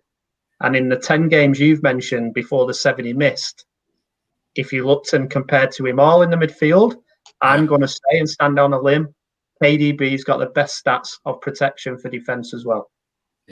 Yeah, I won't disagree with that. There's a great saying, Andy, that form is temporary. Class. Yeah, of course it is. That is class. Yeah, I mean, and this is not having a go at other people. It was one that I thought we'd bring up because I just didn't understand some of the comments and some of the viewpoints, and I'm thinking maybe it's me, maybe I'm just missing something massively here, and so I thought, well, we'll bring it up tonight and we'll look at this and we'll look at that, we'll look at the other, and that is not to detract from Ilkay Gundogan's form. I think he's been absolutely sensational. He really, really has. But I just found it bizarre when people say he does not deserve to be in this team at the moment when we know Pep rotates and we know he's statistically right up there as one of the best midfielders, probably in my opinion, the best midfielder in world football. But anyway, Alan, finally. final quick one. City's forms changed the moment. It has, yeah. The moment Diaz yeah. arrived in at centre half. As soon as he came centre half, we were dodgy as hell before that. The Leicester game, the Leeds game, he came in and he's changed everything as far as the driving force is concerned, organising defence. But he actually drives like Vinny. He expects 150% of every player, and he makes sure that's what happened. The team are more of a unit because of him. So if anyone says who's the player of the year to me at City, John Stones has been great, Gundogan's been great. They've all been great, but there's only one player that's made that difference to me, and that's I don't think. I'll be surprised if many people. I won't say nobody. I'll be surprised if many people argue with that. But Ray Woods just said here, Kevin is fit, Kevin plays. I don't. Any City player would debate it. So there you go. But anyway, like I said, it's all about opinions. That was just about Kevin De Bruyne. It was something that we all wanted to talk about because, it's a strange one. But it is being debated over social media and things like that. But we'll wait and see. We'll wait and see what happens for the lineup for Sunday in the Arsenal game. And if you missed the beginning of this, go back and watch it when it's out live when we finish this, because you'll see the discussion we had with Terry from Claude and the Banstas. Really interesting, really nice guy. So go over and listen to the Arsenal preview if you are late join the channel. Right, we've got 2 more questions. We've got about 30 minutes to go. So, Ross, this is your question, and this is about Raheem Sterling. Yeah, so I think seamless, really, guys, from what we've just spoke about. I have on social media, in pubs, on phone calls, on group chats, in football grounds, up and down the country. When will City fans appreciate Raheem Sterling? I cannot believe some of the things I hear about Raheem Sterling. Some of them off really close friends who I've been to the match with for years. I feel at times like I'm watching a different match. And I just have never seen so much negativity. And I'm going to say a lot of this, I believe, is driven by the media. And for some reason, you normally always protect your own. But I don't think City fans or some City fans have gone down the route with Raz on that. But I mean, I watched him against Everton. He was unbelievable. And if he played for any other team in the Premier League or the world, they will be talking about how lucky England are to have Raheem Sterling. What a great player he is. Look at his stats. Look at how many goals he scores as not a centre forward. Look at the work rate he's got. Look at his attitude. I mean, I remember he's been pulled out in the media because he had a picture with a fan outside a pound shop, because he got on a flight, Ryanair, because he bought his mum a car. God forbid that a millionaire can buy the mum a car. I just don't get it. And his performances, all I ever hear is, how did he miss that? I don't hear how he scored. The lad scored 112 goals in 275 games. There you go. There you go. There you go. Let's see Mrs. Sitters. Yeah, here we go. What about his stats are unbelievable. What about he's the only one in the team who runs through with the ball? The only one who makes the runs into the box to be in that position. Everything's on him. Of course he's going to miss him. I actually compare him, and I'll finish on this and hand it up to the guys in the comments, but I actually think I compare him to a goalkeeper. So goalkeepers are always viewed, and then as soon as they drop a clanger, everything's about the clanger, everything's forgotten. And I think a lot of people are like that with Sterling. And for me, for what he goes through off the pitch, because he gets so much grief. I mean, they were going on about James McLean this week. Yeah. I've read some of the stuff, which is terrible. But some of the stuff Sterling gets, I've never heard anyone say. It's all okay. And some of the abuse he gets at football grounds, up and down at England games. I've heard it at England games. I'm just mind blown. I, for one, think he's an absolutely amazing footballer. And I thank him for everything he does for City. Does he make mistakes? Does he do things wrong? He's still a young lad. He's still improving. And without Sterling the last few years, we wouldn't be the team that we are. I agree. Oil FC, here we go. Oasis on. I wonder where Oasis is from. But keep filling your car up, mate, if you have one. But anyway, what's Sir Alan? Sir Alan. I'm just nip to Lou, Alan. I'm just nip to Lou. Right. Well, listen. I have got a super chat to bring in, so let me just before I do, so that I can keep up with the comments before you come to you. I went on a comparison website. Sterling got more assists and goals than Sadio Mane. Sterling clear of Mane, says Legan Sweets. There you go. Thank you for the super chat. The comparison website. Who got more assists.com. Maybe that's a new company I need to set up. But anyway, over to you, Alan. Ross will know this because he's seen me in the pub. I do have a go at Sterling on a regular basis because he frustrates me. That's all. Yeah. I don't like him on the left-hand side, even though he has good games there, because he frustrates me. I think he's a right winger, a right-sided player, not a left-sided player. And when Raheem plays really well and he's more of a threat, he's certainly better on the right-hand side. I think a lot of the fans get frustrated with him because we know how good he can be. And then when he has bad games and poor games, it was a few years ago where I thought from October till December, he was really, really poor. When we came back after COVID, he was really good. And that's what's frustrating about Raheem. He can have those games where can have absolute shockers where the ball bounces off him all the time and he keeps losing it and he doesn't track back. But when he's on form, there's very few players that can keep up with him as far as what he does when he runs with the ball. Do you think a lot of that is because certainly this season, I've seen it more this season. I didn't see it as much last season because he had an amazing season. But do you think it's because last season he got 31 goals? Yeah, it is.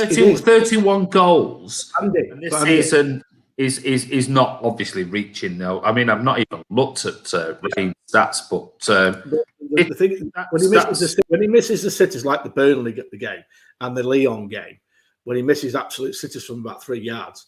Yeah, but Ilkay Gundogan did that. Yeah, exactly. No, but did everyone give Ilkay Gundogan a lot? Because he was the player at the moment who is the main, nobody would agree. And if that was Sterling, he would have got dogs abuse for that. I know. I'm trying to think what because I've been guilty of saying things in the pub and having a go at it because I get frustrated with him because he scored 31 goals last year, but for 3 months he was useless. In that, and I know you've had that debate with Martin before about, and I just feel he's one of those footballers that when he's on song, when he has his day, he's wonderful to watch. Here's one for you then. Here's one for you. I didn't include Raheem in the stats earlier.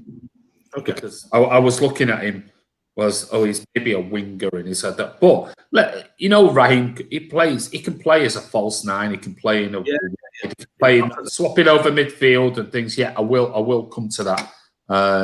Sorry, Ross is giving me exactly what I just said. Just a great explanation of what I've just said. What was that? On the comments, Graham Gill. Yeah. Graham Gill. I must be watching completely different City games than Ross. Sterling is non-existent this year, afraid to do the only thing that he was good, and that was running at players. Right, okay. Well, on that point then, Graham Gill, there you go. I've just brought it up. I wasn't somebody who I was going to talk about. So we mentioned before about the key players in that midfield surrounding Man City in games and goals and assists. And Raheem Sterling, so far, has played more minutes. He's played 2,520. So he's played more than... Let's take Phil Foden. Okay, so Phil Foden had the best stats. 31 games, 11 goals, 6 assists this season so far in all competitions. Yep. 2,128 minutes. Raheem Sterling has played 2,520 minutes. Rarely ever injured. Right. Yeah, that's true. He has played 1 game more. He's played 32 games than Phil Foden. Phil Foden has 11 goals. Raheem Sterling has 12 goals. Phil Foden has 6 assists. Raheem Sterling has 10 assists. So this is somebody who is really poor this season compared to last. But out of all of those players I mentioned with stats earlier, has played. Granted, he has played 340 minutes more, so time wise. But he's played one. If you take him in games, one game more.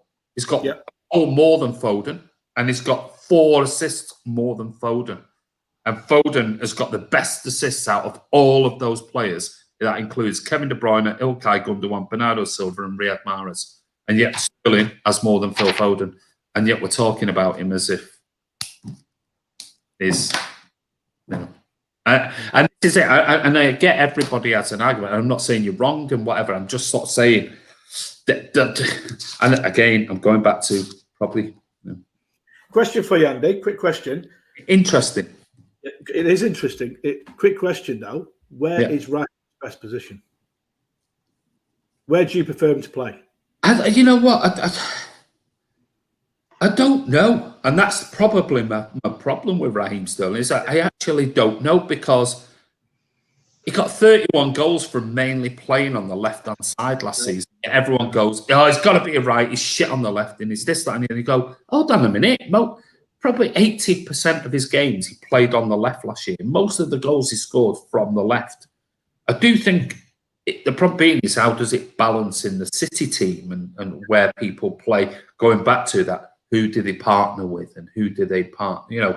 Who is their right back? Who's their right midfielder? Who's the left midfielder? Who's the left wing back or the left back? And I do think that plays a big role as well. But I don't know.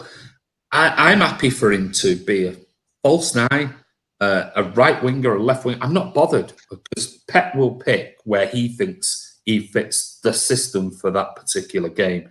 But the one thing I will say is that nobody apart from Phil Foden and Riyad Mahrez drive at defenders, commit them in the box, and the only one out of all of those players, all of them, who gambles to get in the box for crosses is Raheem Sterling. And that's why he's got so many goals that are tap-ins from 6 yards, because he's intelligent and people don't give him enough credit for that. He times brilliantly. He goes out and back in, and he's always in the right place at the right time. Does he miss sitters? Of course he does. Of course he does. Should he score more? Of course he should. Of course he should. Would you have him one-on-one rather than Aguero? No. But at the end of the day, stats don't lie for me, and I just think sometimes he just gets a bit of. I think he does a lot off the ball as well. I just think that maybe when Raheem's playing on the left and Mahrez is playing on the right, and when he's not having a great time during the game, I'd like to see Pep swap those two over more regularly through the game. Because if they do that, I'm going to leave you two. I just need to nip my dog out. I'll leave you 3. Okay.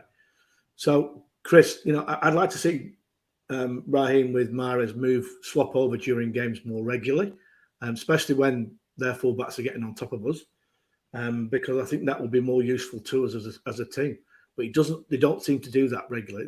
That only happens when Foden's on the pitch. So I don't know what you think, Chris. Listen, I have a bit of a beef with Raz ever since that Derby game when we were 2-0 up and the Rags came back to beat us 3-2 when we could have won the league that day. Because if it wasn't for Raz, right, we could have been 5-0 up at half time, right? Yeah. And I don't know if that sometimes is something that sticks in my craw with him, because he does frustrate me as a player, right? Yeah. But I've got to be honest, really. He is class. He drives teams backwards. Yeah. He works his socks off, helping out in defence. He is a fantastic player in my eyes, and I think that he has games where you think, he's not managed to beat his man. He's not done a lot in this game, but he's a winger, and that is traditionally what wingers have, good and bad games. But Raz is a little bit more than that in my eyes. He doesn't just provide, he gets there on the end of things. He is a really good footballer, and he probably does get too much grief. And the stuff off the field is bizarre, because he just comes across as a really nice kid, a man now. He's not that young anymore. Yeah. I think all the stuff that he ever wrote about him in the press was just ridiculous. He comes across as a genuinely decent bloke, So I don't like that about it, and I will always support him anyway because I think he provides so much to Manchester City as a team, and I hope he stays, beyond this contract onto a next one. He's fantastic. About moving over, I prefer him on the right, Alan. That's where I prefer to see him, but I think he does a good job on the left. I just don't think he is as effective as he is on the right. But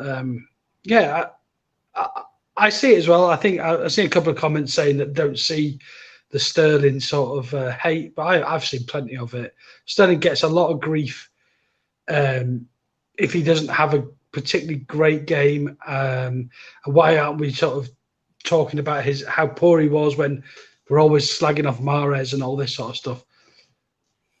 My point on that sort of thing is that Raz has a hell of a lot of credit in the bank. He's done a lot of Manchester City as a footballer. Yeah, and for me, Riyad is a 1 in 5 player. He has a great game, like he did against Everton. To me, he's not consistent enough, and that's why Riyad gets the grief he gets. Yeah, Steve. What do you think, Ross? From the comments, I think he's just one of them players, and I think a few people have mentioned on here, and just the scapegoat. Like we've had him all the time. Like I actually remember being at a lot of games. And this will you'll get all the comments now saying Ross don't like this player, but I've been to games where Silva's not played well and he's given the ball away a lot. And where he stand there, you say, "Oh, come on, David," and people turn around and went, "What are you doing having a go at David?" So I'm not having a go, mate. He's give the ball away. Like you're allowed to. He's give the ball, but you can't touch him. I think, sorry, Chris, go on, mate. Do you think that Raz is sort of scapegoated then? Because I don't see that personally, but I can only from my opinion, Chris. Yeah, I mean, I don't think it's just a City fan thing. And I think you mentioned a point about the modern way people watch football and everything's a comment now. But I mean, I saw a couple of bits of play against Everton the other night, and I just thought, God, he's really at it tonight. And there was no part in the commentary about it. There was no discussion after. And it's like when player ratings and things like that, I only think people notice Sterling when he scores. If he misses, he's noticed. If he scores, but I think you said he's a winger. Like when I don't first goal scorer, the old school, you go for a bet. I'd be putting it on your striker every time. I don't count on Sterling to score all the goals. Scoring goals for him is an added benefit of being a winger. I mean, if you go through, I think he scored 112 goals for City in 275 games. I bet if you go back through, and I know we've not been a great team all the way through history, we've had ups and downs, but even in lower leagues, if you look at forwards who've played that many games, I remember when a one in 3 as a centre forward, you were classed as a decent striker. I mean, he's got better than 1 in 3 as a winger. Oh yeah. But people have a go at him because, I mean, he's probably going to score 20 goals this year. Is he a natural winger though? Because to me, he's something a bit different than a take it to the byline sort of a traditional winger. He drives into the box and he does scare defences. There's no two ways about that. He drives teams backwards.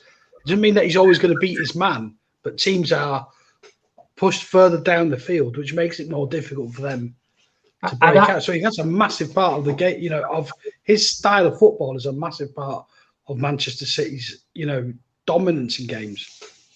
It's like when Raheem plays on the left-hand side and Mahrez plays on the right-hand side. We criticise Mahrez for cutting in all the time because he's only got 1 foot. But Sterling does exactly the same. And he does do exactly the same. He very rarely goes to the byline.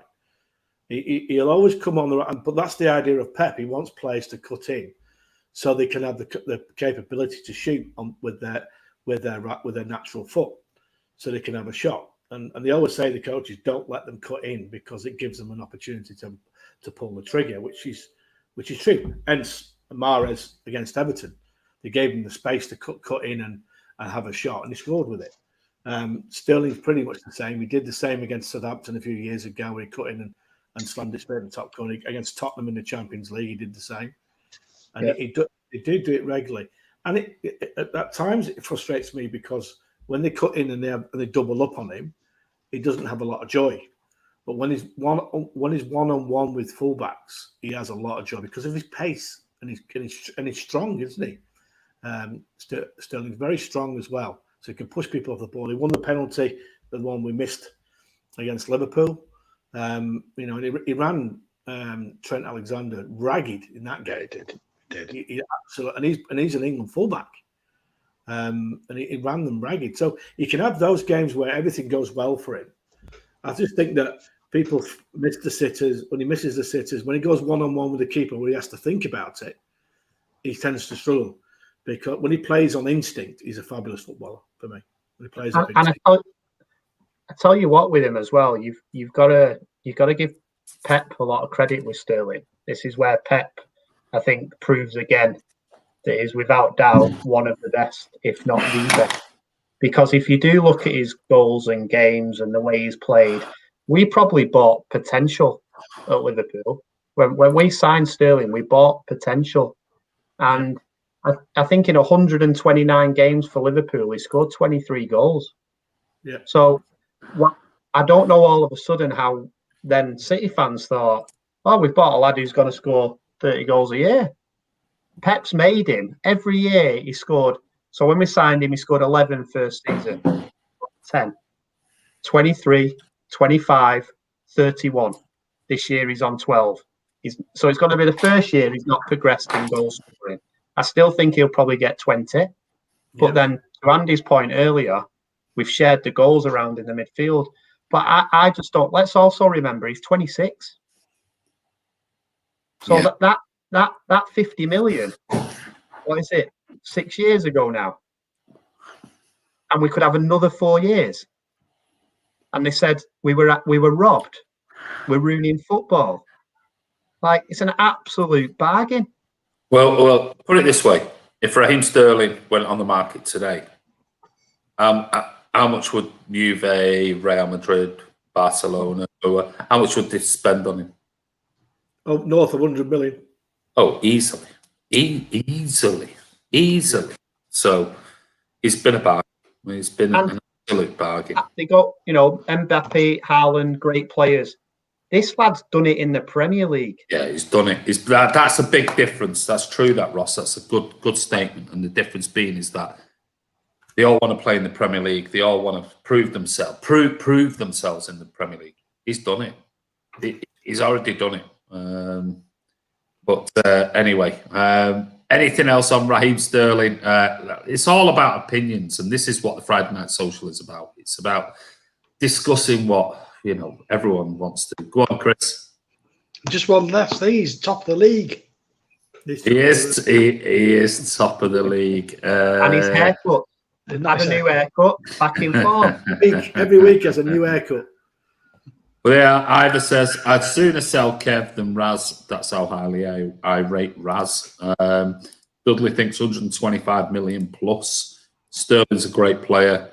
Andy Mills says, I just wish you could take penalties. Well, anyone could. I'm like that about Aguero, Kevin, Ilkay, Mahrez. I'm about that with all of them at Man City. But anyway, interesting point. Can we do what we do in American football? Just bring a penalty taker back. I'll bring Mario. Yeah, I'll just give it Edison. Though that'll never happen. But anyway,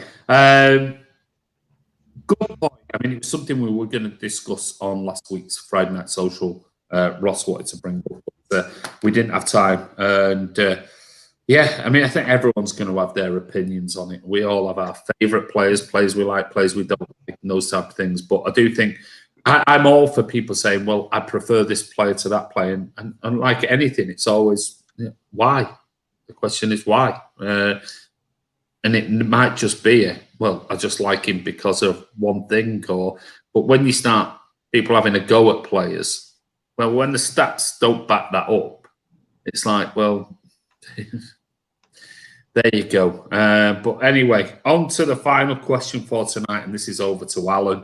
And this could be tasty. We've got about 10, 15 minutes left. So, Alan, over to you. Okay, this is obviously controversial with a lot of people. And I know that the players, the staff at City, the board of directors and the owners all want to win the Champions League. Isn't it about time the fans got behind the players and the staff and the board and the owners at City and really went for it and have an attitude of not negativity towards the Champions League? I know that me included don't particularly respect UEFA. Okay, and I think that's shared throughout City fans. But don't you think it's about time we just moved this to one side and really, really got behind the players and the club to win this trophy and stop the negativity towards it? I'm not bothered, I don't particularly like it, that sort of attitude. I think we all know the club needs to win, you know, and we need to be right behind it. And that includes when next year as well, when we're at the ground, hopefully. But everyone needs to have the right attitude. I know the attitude towards UEFA is a negative one. I agree with that, but that's got nothing to do with the club winning this trophy. I just think, I don't know what you guys think. What's your thoughts on it? I think you might get a few different opinions on, but I'll go to Ross. Ross, you go first on this one. Yeah, I mean, I totally get Alan's comments. I'm not sure whether City fans are really fully negative to it. I think the negativity is UEFA. So, like the booing the song and the fed up of over that. And let's face it, guys, like UEFA and the clubs who started this, what I think is a mockery of the European Cup, they didn't want anyone new in it. It was their little club. So, you know, we're probably one of the last teams who could get in that with a chance of winning it. PSG, another one, but somehow forced their way into that little, we'll be friends with your club. So a lot of the clubs in England, you know, have not got a chance of winning it this year who are in that club. So for me, there's that side of it.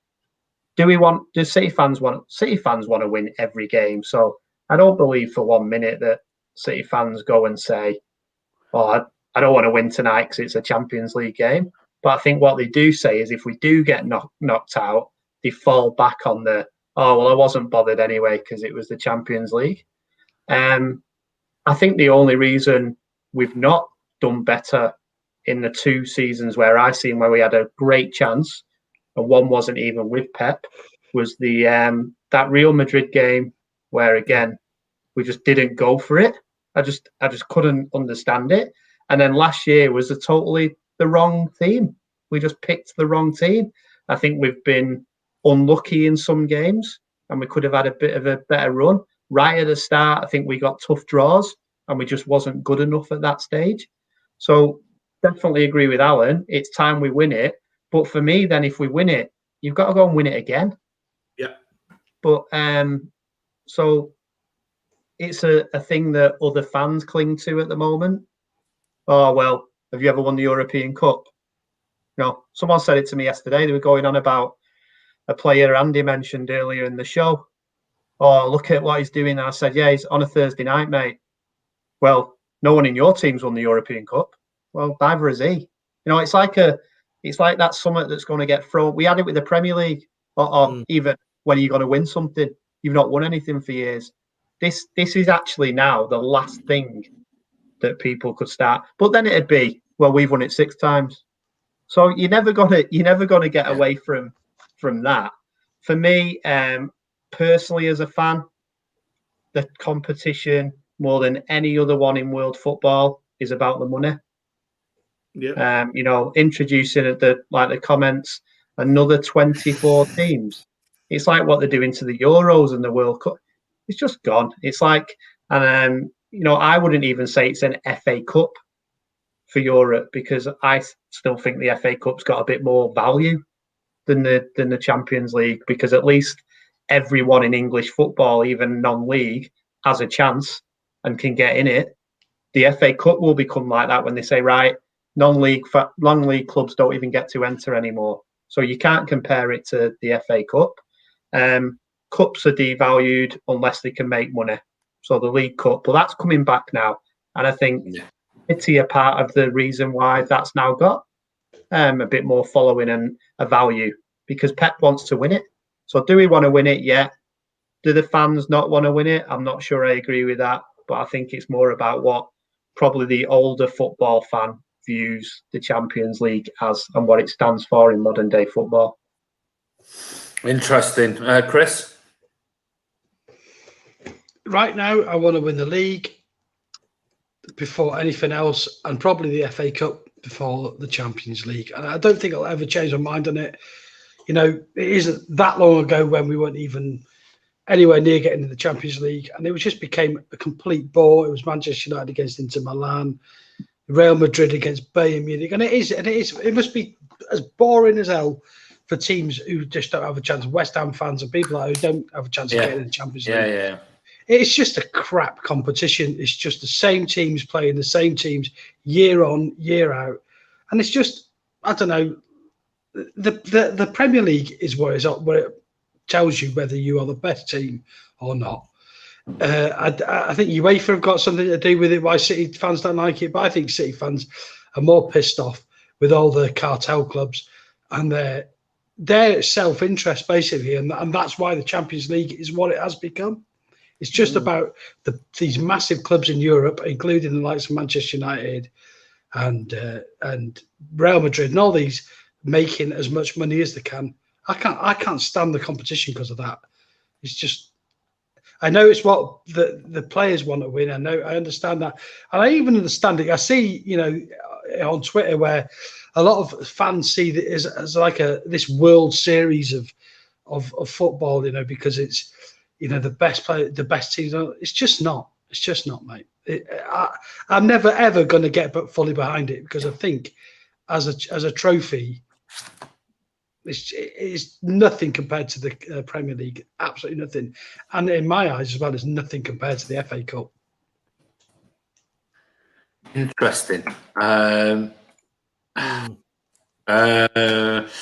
Yeah, I think I'm with all of you on certain elements, and I am with all of you on the comments to a certain degree. And but I mean, I've always said, and I do think it's a generational thing. I really do. I think it's the kids, the younger ones, have been brought up on this Champions League thing, and have seen. I mean, you go back to the '99 when United won it and won the treble, and fantastic season for them, amazing, winning those three. But since then, I'm just looking at the Champions League winners, and if you go back to '99 when United won it, after that it was Real Madrid. 2001 was Bayern Munich. 2002 was Real Madrid. 2003 was Milan. 2004 was Porto. 5 was Liverpool. 6 was Barcelona. 7 was Milan. 8 was Manchester United. 9 was Barcelona. 10 was Inter Milan. 11 was Barcelona. 12 was Chelsea. Then it was Bayern Munich. Then it was Real Madrid. Then it was Barcelona. Then it was Real Madrid. Then it was Real Madrid. Then it was Real Madrid. Then it was Liverpool. Then it was Bayern Munich. Apart from Porto out of that lot, who has a chance of winning it if you're not one of the richest clubs in the world or in the top tier of the cartel sort of conglomerate? I mean, it's virtually impossible. It's virtually, and if you go back pre-99, you had 98 was Real Madrid. 97 was Borussia Dortmund, 96 Juventus, 95 Ajax, 94 Milan, 93 Marseille, 92 Barcelona, 91 Red Star Belgrade, 90 Milan, 89 Milan, 88 PSV, 87 Porto, 86 Steaua Bucharest, 85 Juventus, 84 Liverpool, 83 Hamburg, 82 Villa, 81 Liverpool, 80 and 79 Forest, Liverpool, Bayern Munich. So you're going back there when it was the champions and look at all the different names that were in there of each league. Now it's a 4 or 5 from each tier competition, each league competition, who gets randomly drawn out of a hat that play in these away leg bollocks, nonsense, you know. And when they add in these other 20 odd teams that the plans are to add in, and I mean, you're going to end up with a Brighton in the Champions League at some point. And no disrespect to Brighton, we want, you know, something different. But I mean, I don't know. It's the whole competition format for me that I don't like. If it was the Champions League and it was the champions of every season, I agree with you, Andy, on that. I would totally go. I would be all over it if it was like the European Cup. I would be totally going, we need to win this because we are the champions of England. We are playing the champions of Germany. We are playing the champions of Italy or Spain or wherever, France. Now you're playing. I mean, you only have to look at how many times do you watch the Champions League? How many times do you watch any of the games? Man City are in it. Man City are in it. The only time I ever watch it, unless there's like I have watched the Liverpool Barcelona and the thing, you know, if it's a massive game and there's been something on it and I might flick it on and watch a bit of it. Other than that, I'm not interested in watching all the other garbage. Yeah. But it seems to be a generational thing that the people who play FIFA, who have all these teams and know all these players from different leagues and they get to know them and this, that, and the other, they're all interested in. I've never seen so many City fans that have got German teams and things like that as second teams and things, and it's like second teams. Over here, Andy, they regard I don't have a second team. I have my team, and that's it. I might prefer a Barcelona or something, but I wouldn't go watch them week in, week out. And you know, under Pep Guardiola when he was manager, I won't religiously watch it. But I don't know. Maybe I do think it's a generational thing. But it's an overseas thing as well, Andy. It's an overseas thing as well. I think it will be. Overseas, they regard Champions League as the main trophy. Here they do. In Australia, they think that the Champions League is the main trophy, not the Premier League, which we all know. In England, it's not as looked upon as bad unless you're Man United or Liverpool. I don't think they do either, though, Alan. I don't think Man United and Liverpool fans who live here think that the Premier League is less worthy than the Champions League. I really don't, mate. I think that they're absolutely bang on. I think there's a lot of people who seem to think the Champions League is this extra special competition because you've got. It's just not. Most of the games are boring. You know what, they are dreadful games. I watched the Barcelona and PSG match. It's the first time I've watched a Champions League match that has involved City probably for about, I don't know, at least 10 years. Yeah. And you know what? It wasn't anything special. Mbappe played well, but you know what? Barcelona were dreadful, mate. It wasn't a good game of football. It really wasn't. And it makes me laugh as well when, like Andy's saying there, that people will support City and, I don't know, some team from Italy or some team from... you support your team. You one team, that's your sport. You don't get this sort of, I love the year here as well. Naff, absolute naff, mate. I don't get it. And that's fine. I mean, everyone's entitled to their views and follow teams and whatever else. But I do think that sort of mentality, drives this thing for the Champions League. And I'm not saying it's wrong to support 2 teams or 3 teams. If that's the way you want to go, then fine, do that.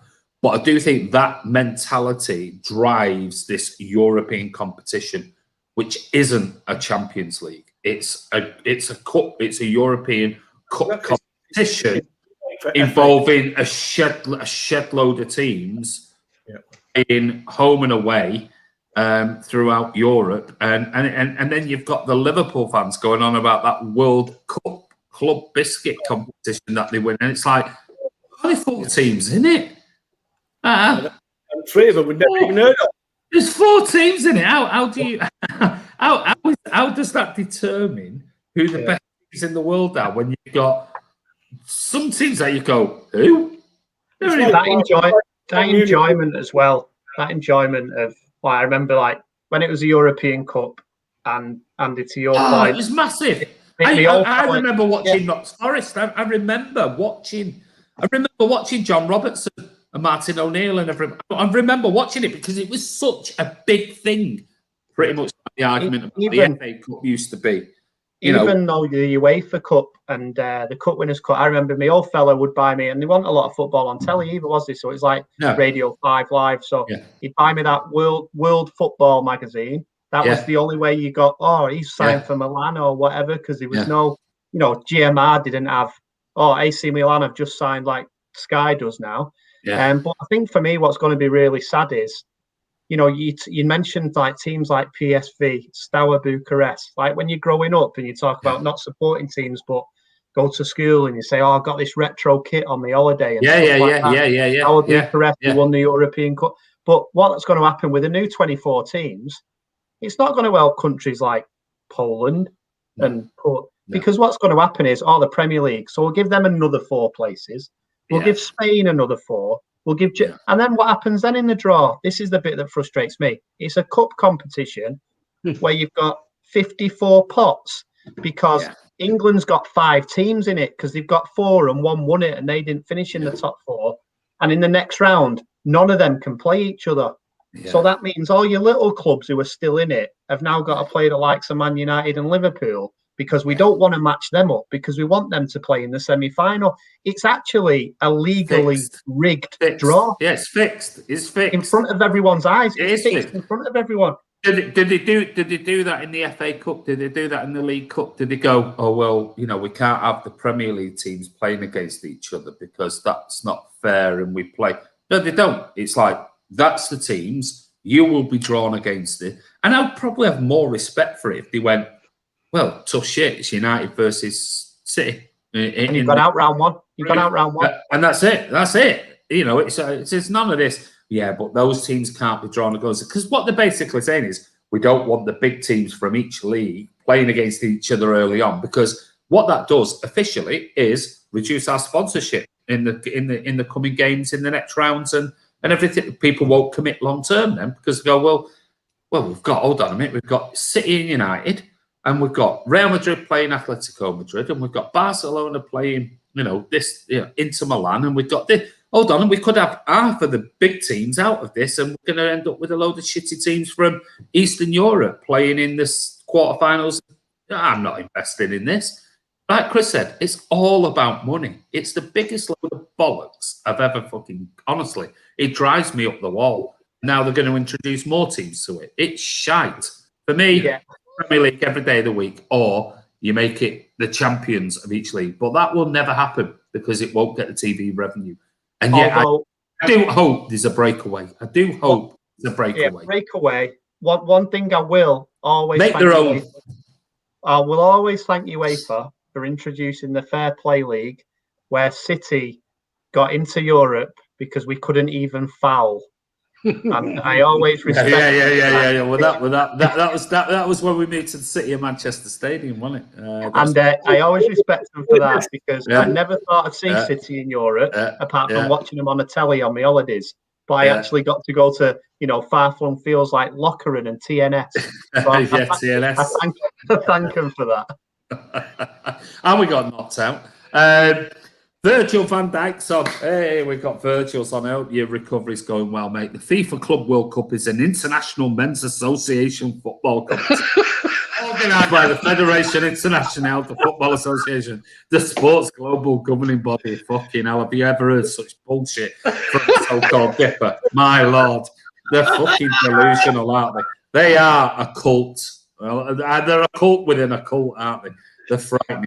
Absolutely. I never knew that. Oh, unbelievable. What was he called? What was he called again? He was Virgil van Dijk _era.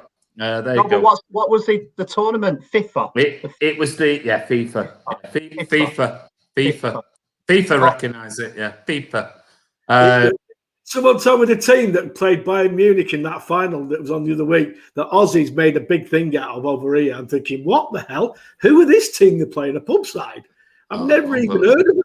It's unbelievable. And they go on and they go on and they go on. It's just, John Grogan says, Bob on Andy. Let me read some comments. And I could do without another game against Shakhtar. Yes, I think we could. I can't remember how many times I've watched City versus Shakhtar now. Unbelievable.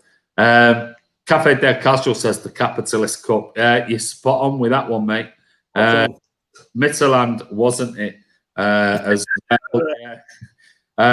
Horsey says, good old Grochlin. It was Grochlin, should say, not Grochlin. Virgil van Dijk says either. There you go.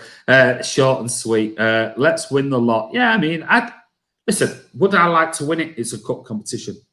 Let's win it. There's no point. I mean, Pep goes for everything. So I'm not going into the I don't want to win the UEFA Champions League because nonsense. I don't think any City fan doesn't want to win it. Of course, if you're in it, you want to win it. Otherwise, what's the point? You may as well just rest your players and go for the domestic trophies. But then again, not winning, winning all domestic trophies isn't for everybody. Winning back-to-back titles isn't for everybody, is it? Breaking records again in a season where we were 12th or 13th in a league and now 10 points clear and still breaking records as the season continues isn't for everybody, Liverpool fans. Anyway, let's see. We've got Scott Williams. Don't think so, Virgil. Tin Pot Trophy, Premier League every time. See, this is the thing. Alec Johnson, best laugh ever. I think he's probably talking about Virgil's comment there. Wait, it was Tigres for the World Cup versus Bayern. I mean, it's unbelievable. Without Raheem, City wouldn't be as good attacking. He makes space for others. Real Tiger? Was it real Tigers or just people called Tigers? I don't know. Did it Tigres? It was Leicester Tigers. Was it Tigres? Or was it? Might have been Leicester Tigers. Who knows? Sorry, I missed. Leonard, we're all going for trophies. We're going for all the trophies. Win a lot. Nobody has done that in England. Well, we did it domestically. We're the only team to do it domestically, aren't we? Shankly said himself, leagues where it matters, not in Europe. Jog on, Virgil van Dijk fanboy. There you go. That's from Kurt. I want to win it to call it shite when we do.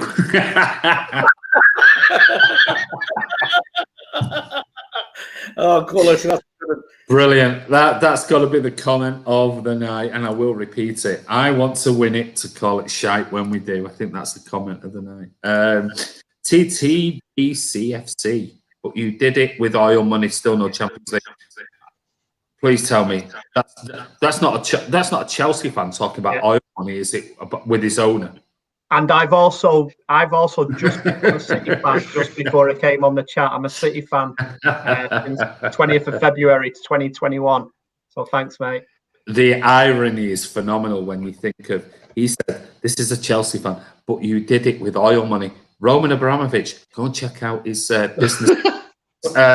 Unbelievable. Absolutely. Runs a burger van. And we were talking about different generational things, and this is the problem with a lot of the youth of today, is they know everything about all the latest players in the world, but they forget all about the history of where they came from. Spurs, Arsenal, all of these, United, for example. A lot of the younger fans, not the older fans, because the older fans know what they're talking about. But they talk some absolute garbage. They really don't, and they set themselves up for an embarrassment. So anyone else? Is this? Come on. Alec Johnson has just. Is there some more here? Yeah. Sam Martin says, Virgil, how does it feel to be in Ruben Diaz's shadow now? Sean says, I want to win the Champions League, but I'd rather win the league and the FA Cup. Addy says, can you imagine, according to Liverpool fans, you can win the Club World Cup, be the best team in the world supposedly, but not be able to win your own league? Delusional. Big jump there. Sorry, have I missed something here? Because you guys are laughing. So I think Alex Johnson's having a good go for. I was going to say it's not that one, is it? I think Jose is a better manager than Pep. Totally agree. Who was it? Let me find him. Who was it? Who was it who said it? Because there's tons of Alec Johnson. Alec Johnson. Alec. This one. Yeah. You cheeky boy, Alec Johnson. YouTube expert Pep is better than Jose. You have Kovacic. He's an average player. West says they are oil money. What did Abramovich make his money in? Yeah, I mean, they're clueless. Absolutely clueless. Ivor says, I would like to see get to the final and disrespect the UEFA by naming a team of kids. That would be funny.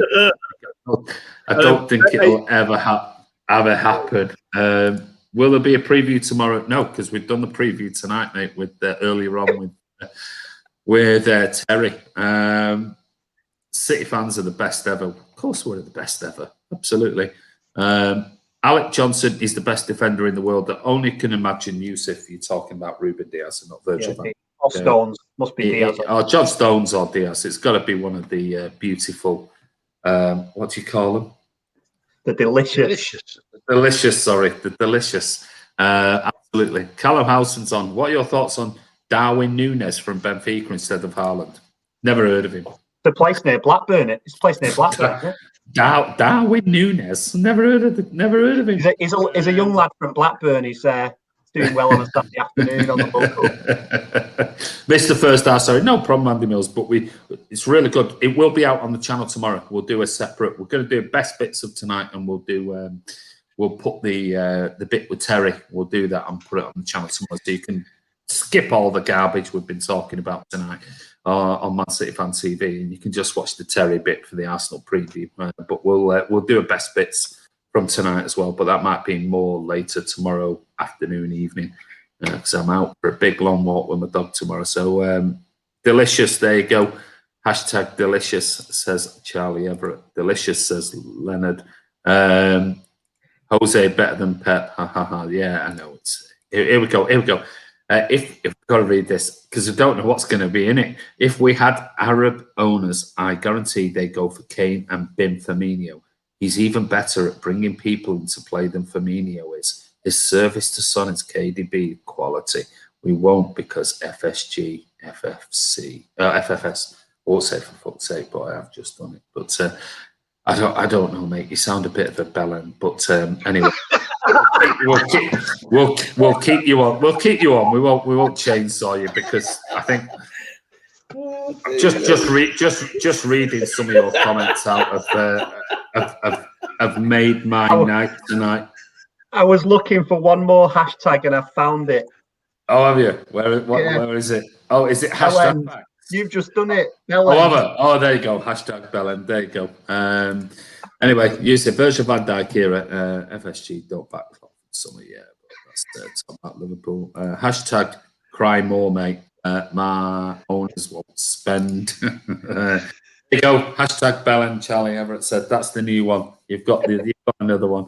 But we need to buy Haaland. Yeah, we might be. But anyway, I think that's the time to leave it because it's becoming the witching hour now, isn't it? And I'm going to turn into a right nasty bastard if I continue the way I'm going. And I might say some things that tomorrow I might regret. But anyway, there you go. Andrew W. Hashtag BBD Bellend. That's another one for you.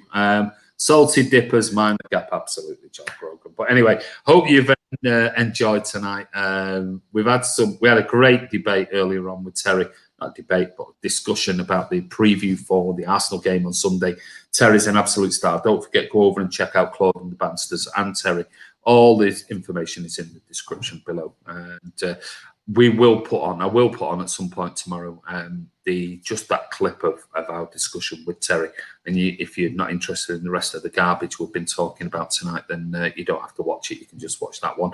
But we'll put out a best bits. And there's been some brilliant debates. We spoke obviously to Terry, and then Alan asked all about Sergio Aguero. And we spoke a bit about Aguero and when will he come in? We talked about Erling Haaland as well. And will he get a new deal, Sergio Aguero? Then me and Chris talked with the guys and everyone else on here, big debate about Kevin De Bruyne. Ross had a really good sort of point about Raheem Sterling. And then Alan finished it off about City and the Champions League. And do us as fans need to get behind it? And I think we've all got our own opinions and things. I'm going to come to Alan as the final comment for tonight and say, what are your thoughts? Because you asked the question, but you didn't really give us we gave our answers. You just posed the question. You didn't really tell us what you think we should be doing as City fans. Well, nobody should tell City fans what to do, but what your thoughts are on the Champions League. I did touch on it when I start. I said that I don't respect UEFA, and I'm annoyed the way they've tried to treat us in the past. But I'm right behind the players, the staff, the board, and the owners. They desperately want this competition to win it, right?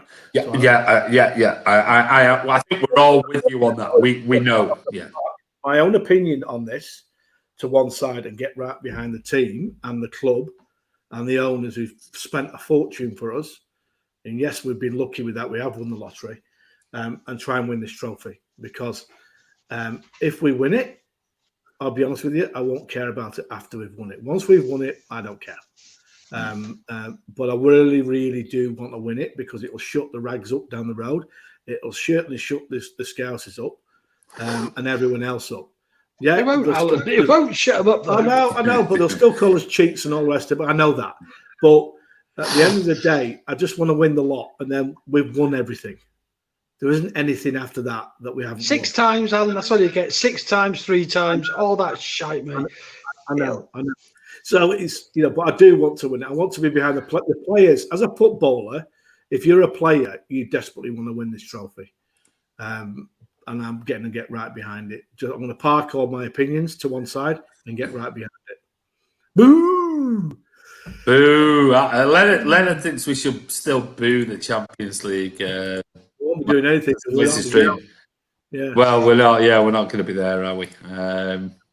Interesting. I mean, it is. I mean, I can see it from both. I can see it from both sides. I do understand the concept, the club and the owner and the manager. And Pep wants to win it. He does. There's no doubt about it. He's not won it for a while, and he's had coming in fifth year at City, and we've had teams that should have done better. They should have.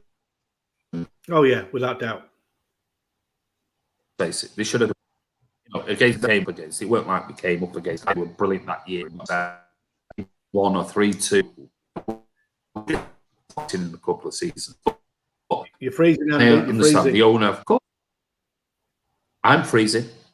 Am I freezing? Yeah. I'm not. I'm roasting. I've had to put the aircon on.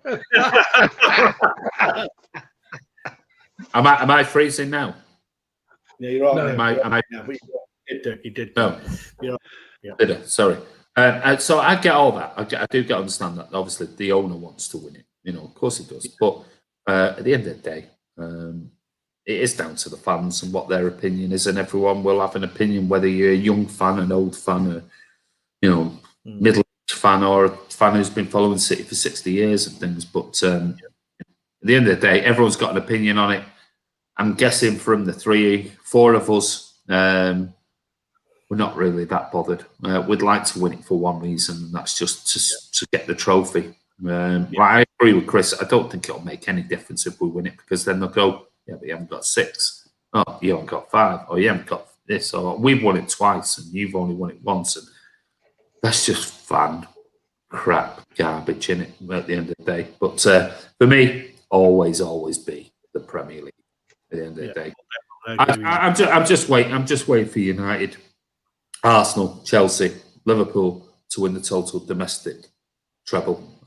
When they do that, then they've won it in their own country, in their own league, and won everything. It'd be nice, so Andy, wouldn't it, if we won all 4? Because then they could. That's one thing they could never say. No one's ever done that. Well, I'm sure Martin, if he's still on here, would be going quad. The quad's on. That would be the one, wouldn't it? It'd be if we won the quad, which I don't think we will. No way. But if we did, there's absolutely no comeback then, is it? Because people could say, yeah, but you've only won 1. We've won 6. And you go, yeah, but you never won the quad. Yeah. Nobody's won the quad. In our league. Yeah. So it's one of those. Do you want to go in for bragging rights? Is that what it's all about this day and age? Maybe it is. I don't know. It's not for me. Just let me win the Premier League every year. And if we get another cup like the FA or League Cup, then I'm happy with that. I'm happy with my bit. There you go. He's here. He jumped all over that one. I set him right up there. The quad is on, says Martin. Have a good one, everybody. The quad is 11-1. God, that's gone down. I think it was 17-1 the other day when I mentioned it. Man U to win the Premier League is 33-1. Just goes to show you, doesn't it? We would win the FA if I got on the pitch, Charlie. Martin thinks he's a footballer again. But anyway, we're not going to go there. Kamal says, great show, guys. Final thoughts. Dudley says, great stream, Blues, stay safe. And everyone out there. Chris, any final thoughts? No, I was just thinking there when you were talking about this bragging rights sort of stuff. I was thinking, what a load of crap it is. It really is. And that's all people ever do on like this week on Twitter, no one cares about City. No one cares. It's like, we don't care that you don't care, but you do care, and you wouldn't be tweeting at you knobheads. Absolutely. And we're just about in a very strong position now, maybe to watch City win a 5th Premier League title. And it's just going through I can't believe that. I cannot believe it. And maybe because I'm 10 years. Maybe that's because I'm an old fart, but that is blowing my mind. So I would say, sorry, Andy. No, I was just going to say, I mean, that's a really important point, because if we do go on this season, not won it yet, but if we do go on to win it this season, that'll be 5 Premier League titles in 10 years. What was United's record over a decade period? Did they win it as many times? Oh, I'll tell you what. They probably did. Why? Over a 10-year period? They might have done. Yeah, they might have done. I think they did. Did they? Yeah. They won 3 in a row, didn't they? They won 3 in a row. They did win 3 in a row, but they might have done. I'll just see. And then I'm not talking about it. Add on to that all the other trophies we've won well in that 10 years. Well, yeah, of course, absolutely. United won 3 on the run. Then they won 4. Yeah, they have, because they won. Yeah, they did. They won. Actually, they've done it. They've done it twice. They won 3. They won back to backs and back to backs. They won 99, 2000, 2001, and then they went and won 2007, 8, and 9. So they've done it twice. Well, it's fair play to them. But apart from that, nobody else has won. You can't be expected to remember that, Andy. It's ancient history, Well, a lot of these people wouldn't even have been born then, will they? Nah, of course not. It was down to one person. Let's be honest. The last one. He won it with a shit team, and that's the truth. Yeah, absolutely. I mean, in that 2013 season?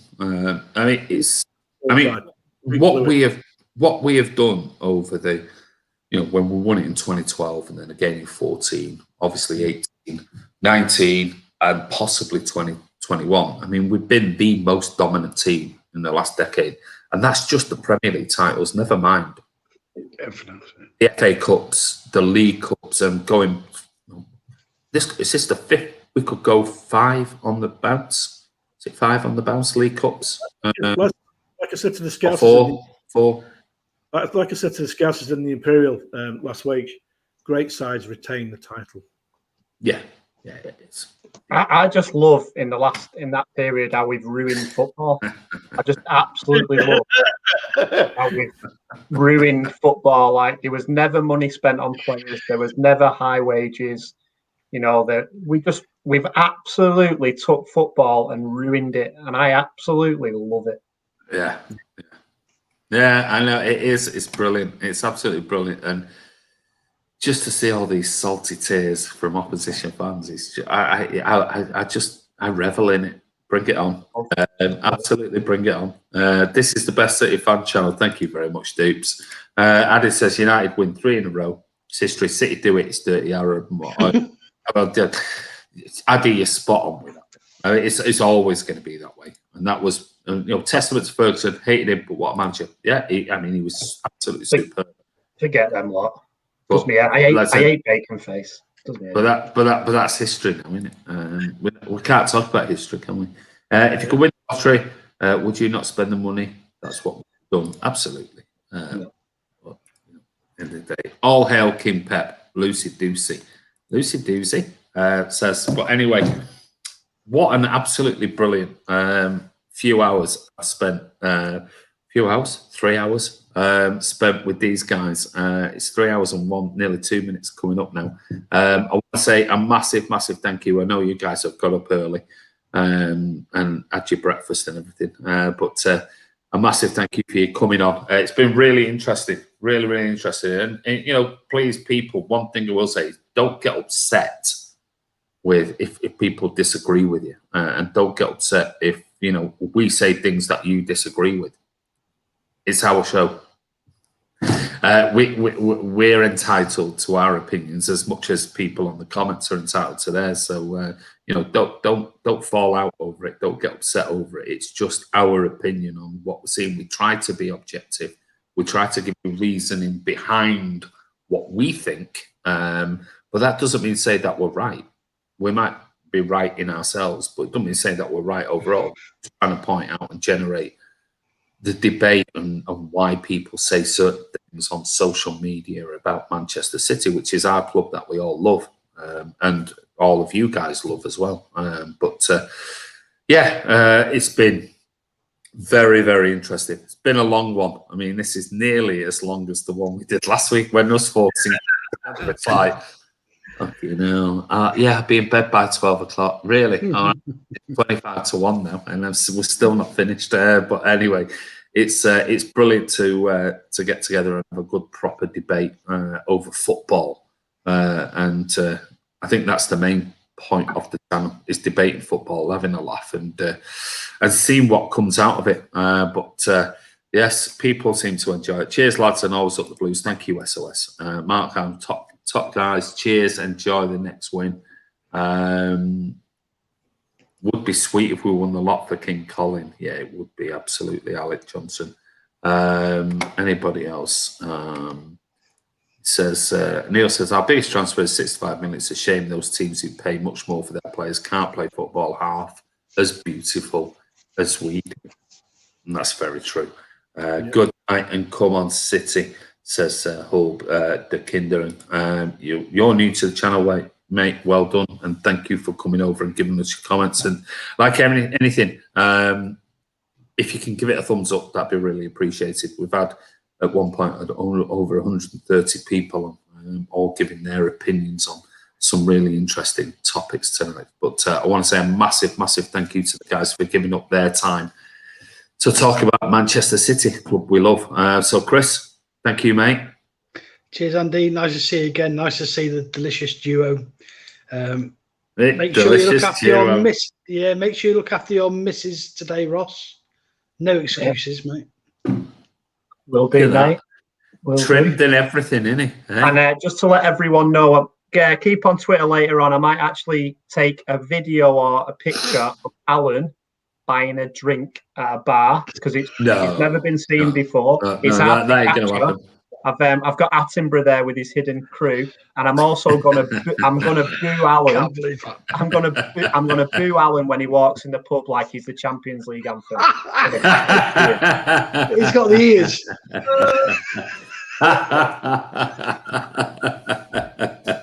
What you don't understand is that Ross and I knew each other before we both arrived in Melbourne, because his missus Lucy used to work behind the bar at Middleton Cricket Club, where my father was the chairman of that cricket club. So I've known Ross well before I came first, he came after. That's how we know each other, and Lucy. But there you go. Yes, there you go. Thanks, Ross. Thanks, guys. Hey, stay safe, guys. Always a pleasure. Don't forget to like and subscribe for the great work the guys do. And yeah, always a pleasure. Thanks, really enjoyed it, guys. I'll have one for you tonight. Tonight, yeah. Tonight. Because remember, we're in the future. I'm giving you tomorrow's news today. You are. That's it. I forget that all the time, don't I? And then me and Alan have got a phone call with Don Hutchinson, so we'll see if we get any more. Yeah, we'll give Don my best, the fucking wanker. Anyway, moving on. This is Andy from mcfcfantv. Thank you to Alan, Ross, and for Chris. They're all superstars for coming on and spending so much time with us here chatting garbage like we normally do, and that's just the way it is. We're just City fans and we're passionate and we have our own thoughts and opinions. But I want to say a massive thank you to everyone who's put all the comments in there. Without it, it's pointless. We'd just be four guys chatting on a Skype call. So you guys have made it absolutely brilliant for us, and we do appreciate it. Don't forget, before you go, we've still got 84 people on. Just click the thumbs up button. Give it a thumbs up. And if you're not a subscriber, you don't have to be a Man City fan. You can be any football fan. Come on and join us. There's loads of live stuff and everything we talk about. And you might disagree with us. You might want to wind us up and things. Well, we're happy for that. We're not young kids. We can take it, trust me, and we'll give plenty back. But anyway, take care. This is Andy from Man City Fan TV. And as usual, we'll see you soon.